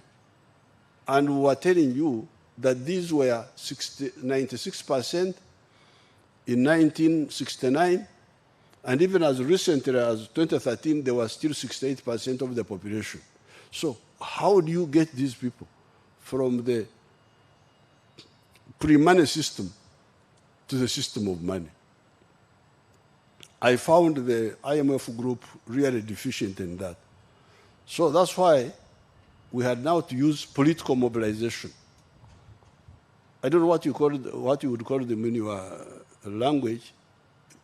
Would you call them socio-economic reforms, where you go out deliberately to persuade these people to come in the money economy. That's why in 2013, having tried many things, I tried Minister of Agriculture, they didn't do anything. I tried, there was Ntandikwa, Minister of Finance, they didn't do anything. So 2013, I had to involve the UPDA, the army. We created a group called Operation Wealth Creation by the soldiers. And these are the people who went out under our command to persuade people to join the money economy. Take free seedlings of coffee, take free gifts of this, and you have seen what has happened. I hear now, because of that intervention of 2013, for the first time, the people in the money economy in Uganda are now 61%, while the people who are still in the non-money economy are 39%. They are still there, asleep, not bothered. We are struggling with them. Now we have started this PDM, Parish Development Model. We shall see what will happen. So therefore, there, I found the IMF group really having some issue. Of course, Uganda is not typical. Some of the other countries had different experiences. They were, in the colonial times, there were mining and so on, mining economies, plantation economies. But a country like Uganda, maybe some of the other countries, you need to do more than using the macroeconomic tools to make people wake up and become part of the money economy. So therefore, Mr. Mutevere, and he had his group of Kasami, Mahakarizi. There are others, I think, who are still in the ministry.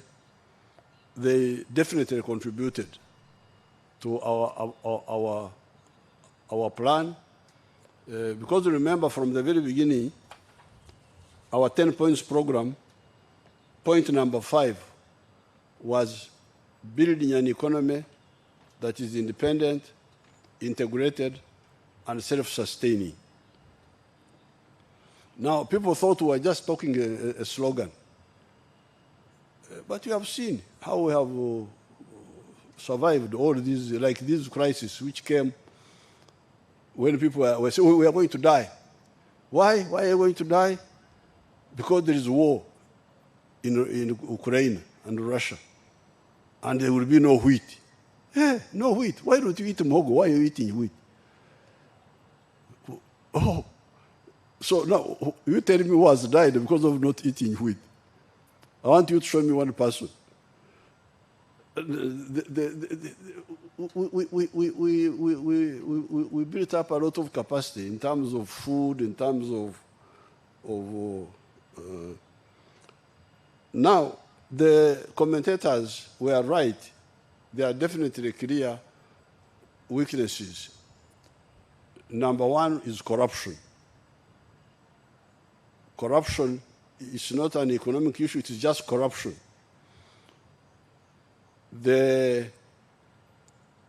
What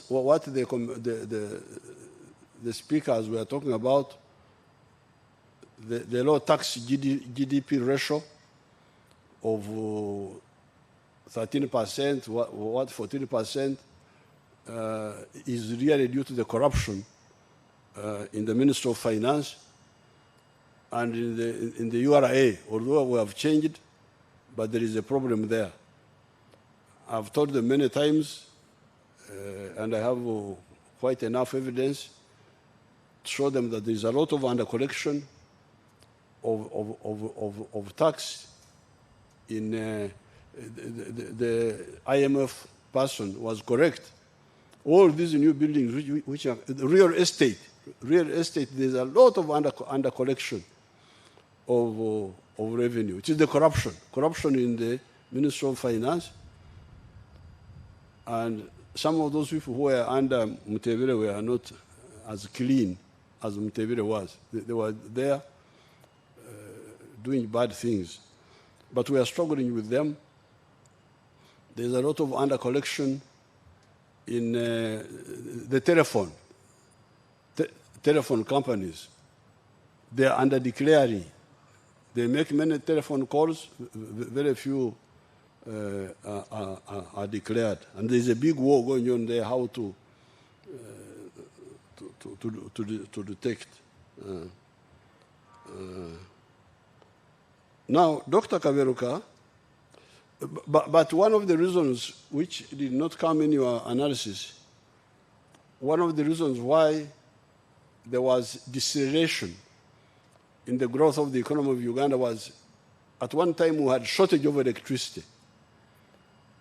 From 2005, because democracy, parliament, wanted to build new dams. One of them was Ujagari. I negotiated with there was an American group which I had met with the Christian groups in USA called American Energy something. We agreed on how to build Ujagari. Then when it went to Parliament, it was stopped democratically, Parliament, democracy. So we lost time. And by the time by 2005, we started load shedding. That, you should assess how much that derailed us. Now we have caught up, we have got a bit more electricity now. New dams, Bujagari was eventually built, but more expensively. We have built these other new ones, Isimba, Karuma, the other smaller ones. But we lost time there. And I don't know how it impacted. They can check how it impacted the rate of growth. But it will pick up. It will pick up. Recently we had this problem of corona. It will pick up. The real war now we are having is corruption. Corruption is the real war because they delay investors, they do this, they do that. Now, finally, the CFTA, which Dr. Kaberuka talked about, that's a real, I totally agree with Dr. Kaberuka.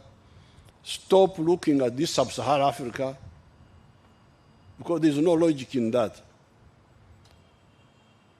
Because actually there's more complementarity between sub-Sahara and North Africa. Because North Africa needs what we have. We have what they don't have. We have crops, we have agricultural products, we have all sorts of things which they don't have. So there should be more complementarity. It should be planning for the whole of Africa and even the Middle East. We are relating very well now with the UAE. They come here, they find that they need a lot of things from here which they don't have. So I totally agree that the CFTA should be emphasized more. So, therefore, in conclusion, Mutebile was definitely very useful ally, a very useful member of the resistance movement, because he was part of the resistance movement. From the student days, he was with the Mbabazis together. They were the same group with the Rugundas. He was not so much involved in the political organization, but he was a friendly force on the side of the economy.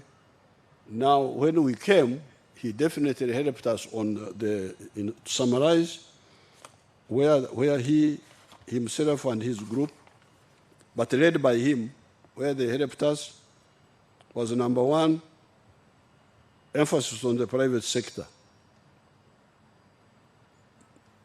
Because in many cases it worked well. This was a government hotel called Nile Hotel. Now it's a private hotel.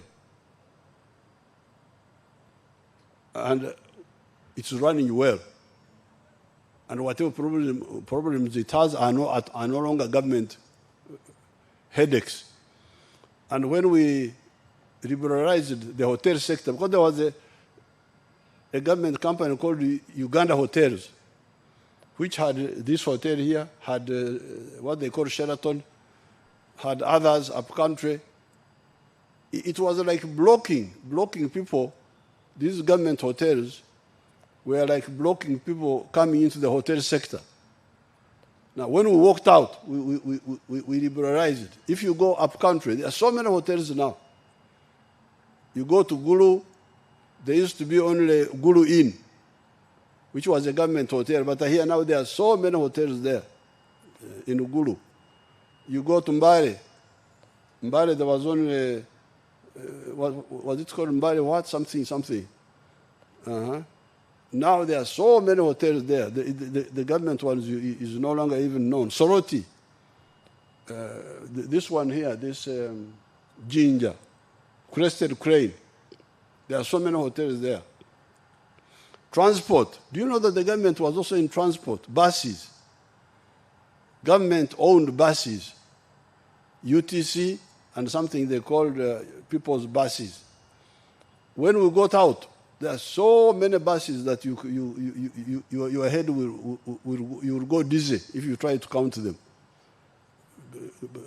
Companies. Then you go to so many. By walking out of some of these areas, like the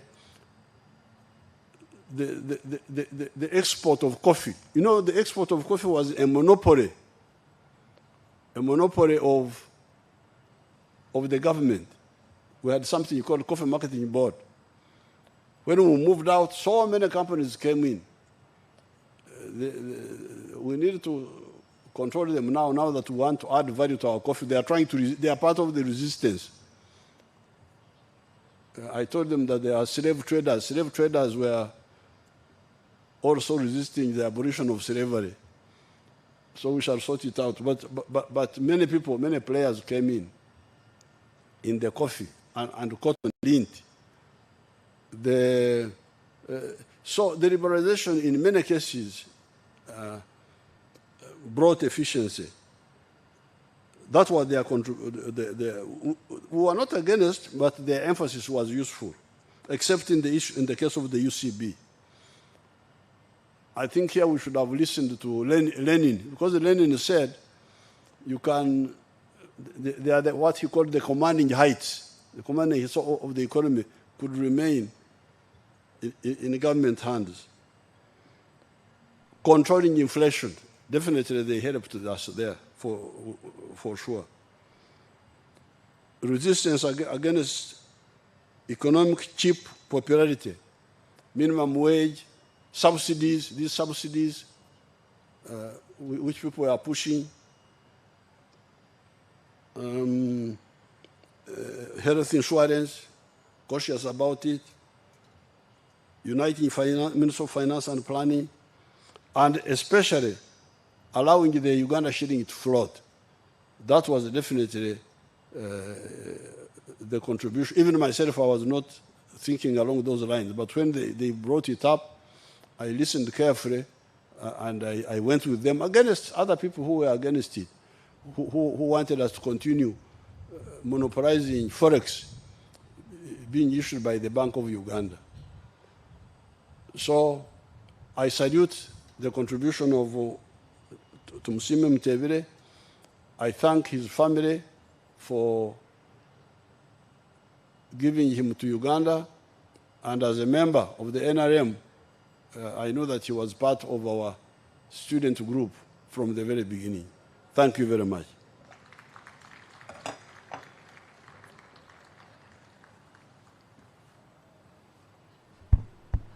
Thank you very much, Your Excellency.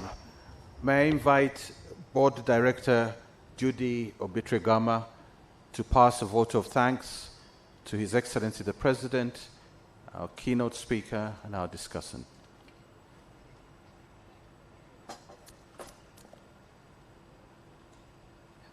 Thank you.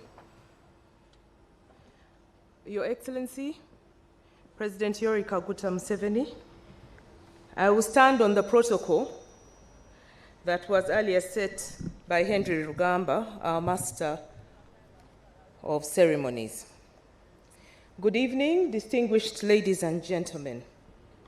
Over the past few hours, my knowledge of the contribution made by Professor Emmanuel Tumusiime Mutebile to the practical application of economics has been enhanced through the presentations, discussions, and remarks that have been shared with us.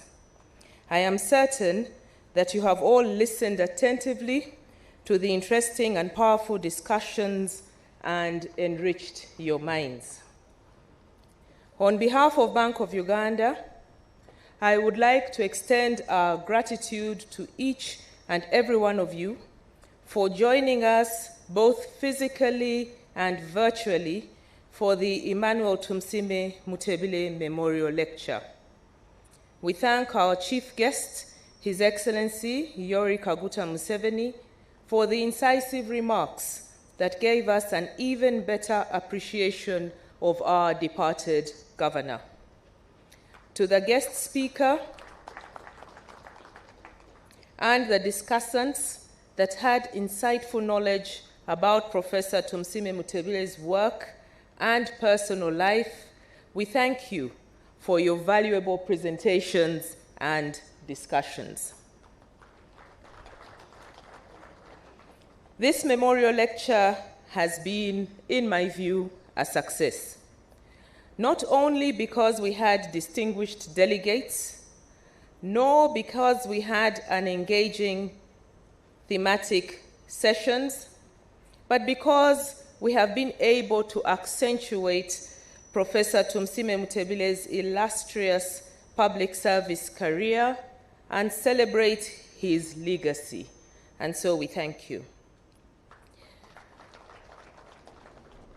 While this memorial lecture is ending, Professor Mutebile's legacy will live on. to all of us who have had the opportunity to be part of this historic lecture on what would have been Professor Tumsime Mutebile's 74th birthday. May we resolve to emulate his achievements and translate our efforts into policies, programs, and actions that will build our nations and strengthen the regional economic communities to deliver socio-economic transformation in our countries and the region. I would like to conclude my remarks with a famous quote from John F. Kennedy's inaugural address. Ask not what your country can do for you. Ask what you can do for your country. Distinguished ladies and gentlemen, Professor Tumsime Mutebile did not ask what his country could do for him. He asked what he could do for his country, and as you have heard, he delivered. May his legacy speak to and inspire each one of us. I thank you, and I wish you a very pleasant evening.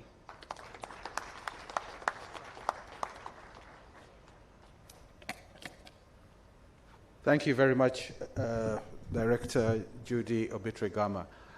In a few moments, we will have our closing anthems, but I just would like to say there will be some group photographs.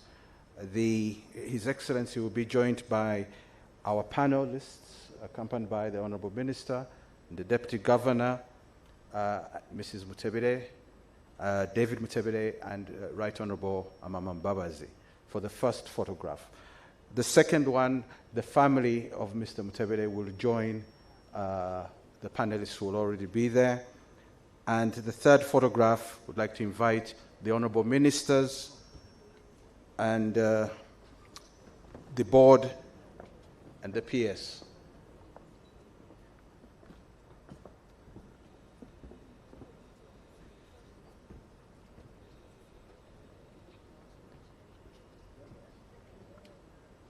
So we shall have the group photographs, and then we shall have the closing anthems.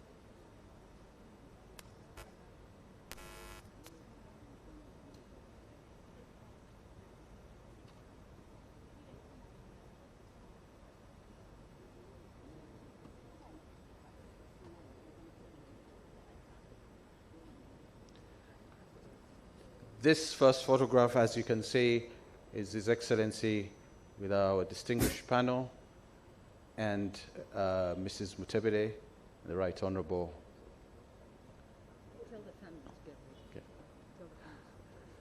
Can I ask the Mutebile family to make their way? You join this group standing at the back.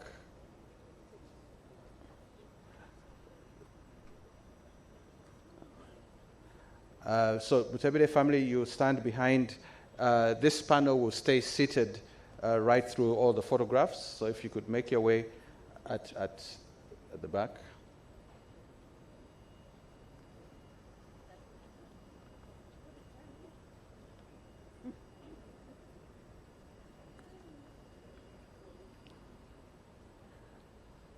Your Excellency, you are now joined by the family of Professor Emmanuel Tumsime Mutebile.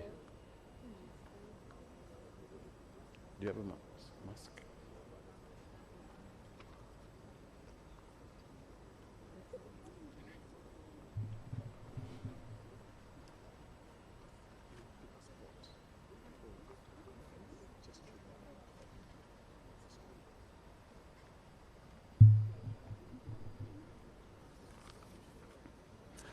our last photograph, I'd like to invite the honorable ministers who are present here, the board members, the PS,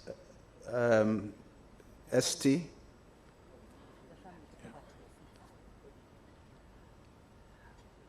The family, you can now come back to your seats. The bank director of communication and the chairperson, David, to join this photograph.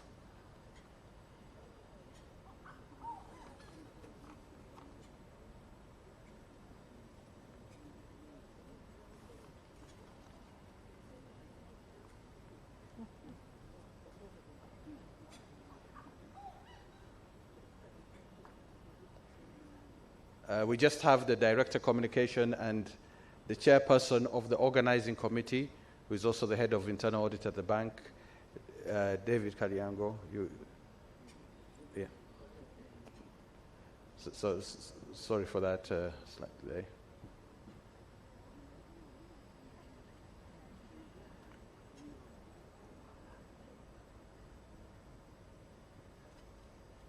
Thank you very much. I'm going to request Your Excellency and the distinguished guests with you to be upstanding where you are for the national anthem. We begin with the anthem of the East African states and then the national anthem of Uganda. Thank you.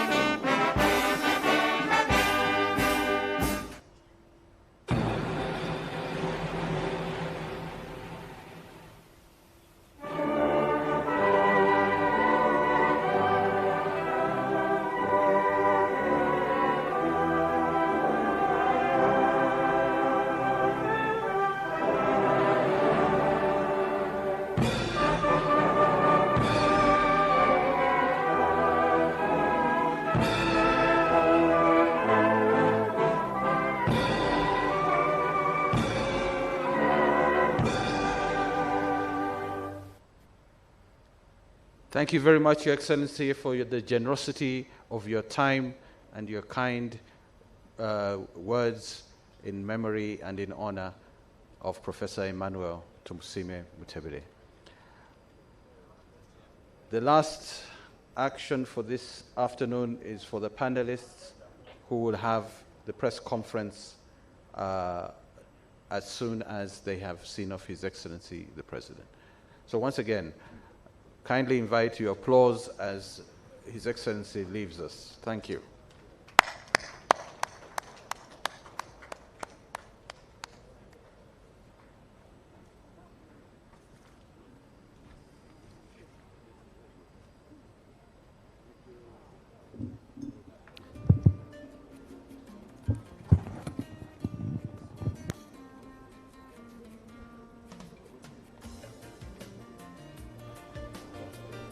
So if I could ask the panelists to come and occupy their seats, Honorable Minister.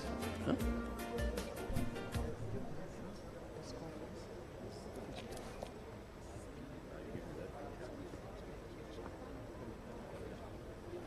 Let me call him down. Let me call him. But why?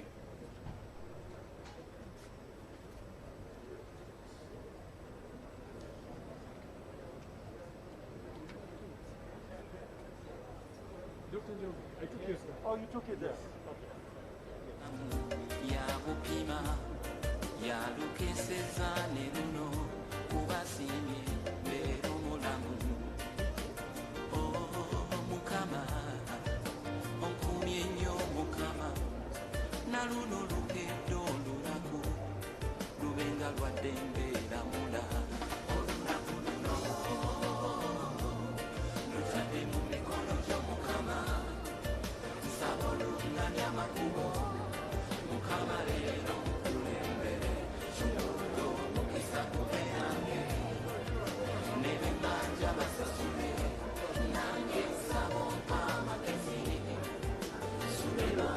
Ladies and gentlemen, I just wanted to clarify that we're not having the Q&A session, so please leave at your leisure. Thank you very much.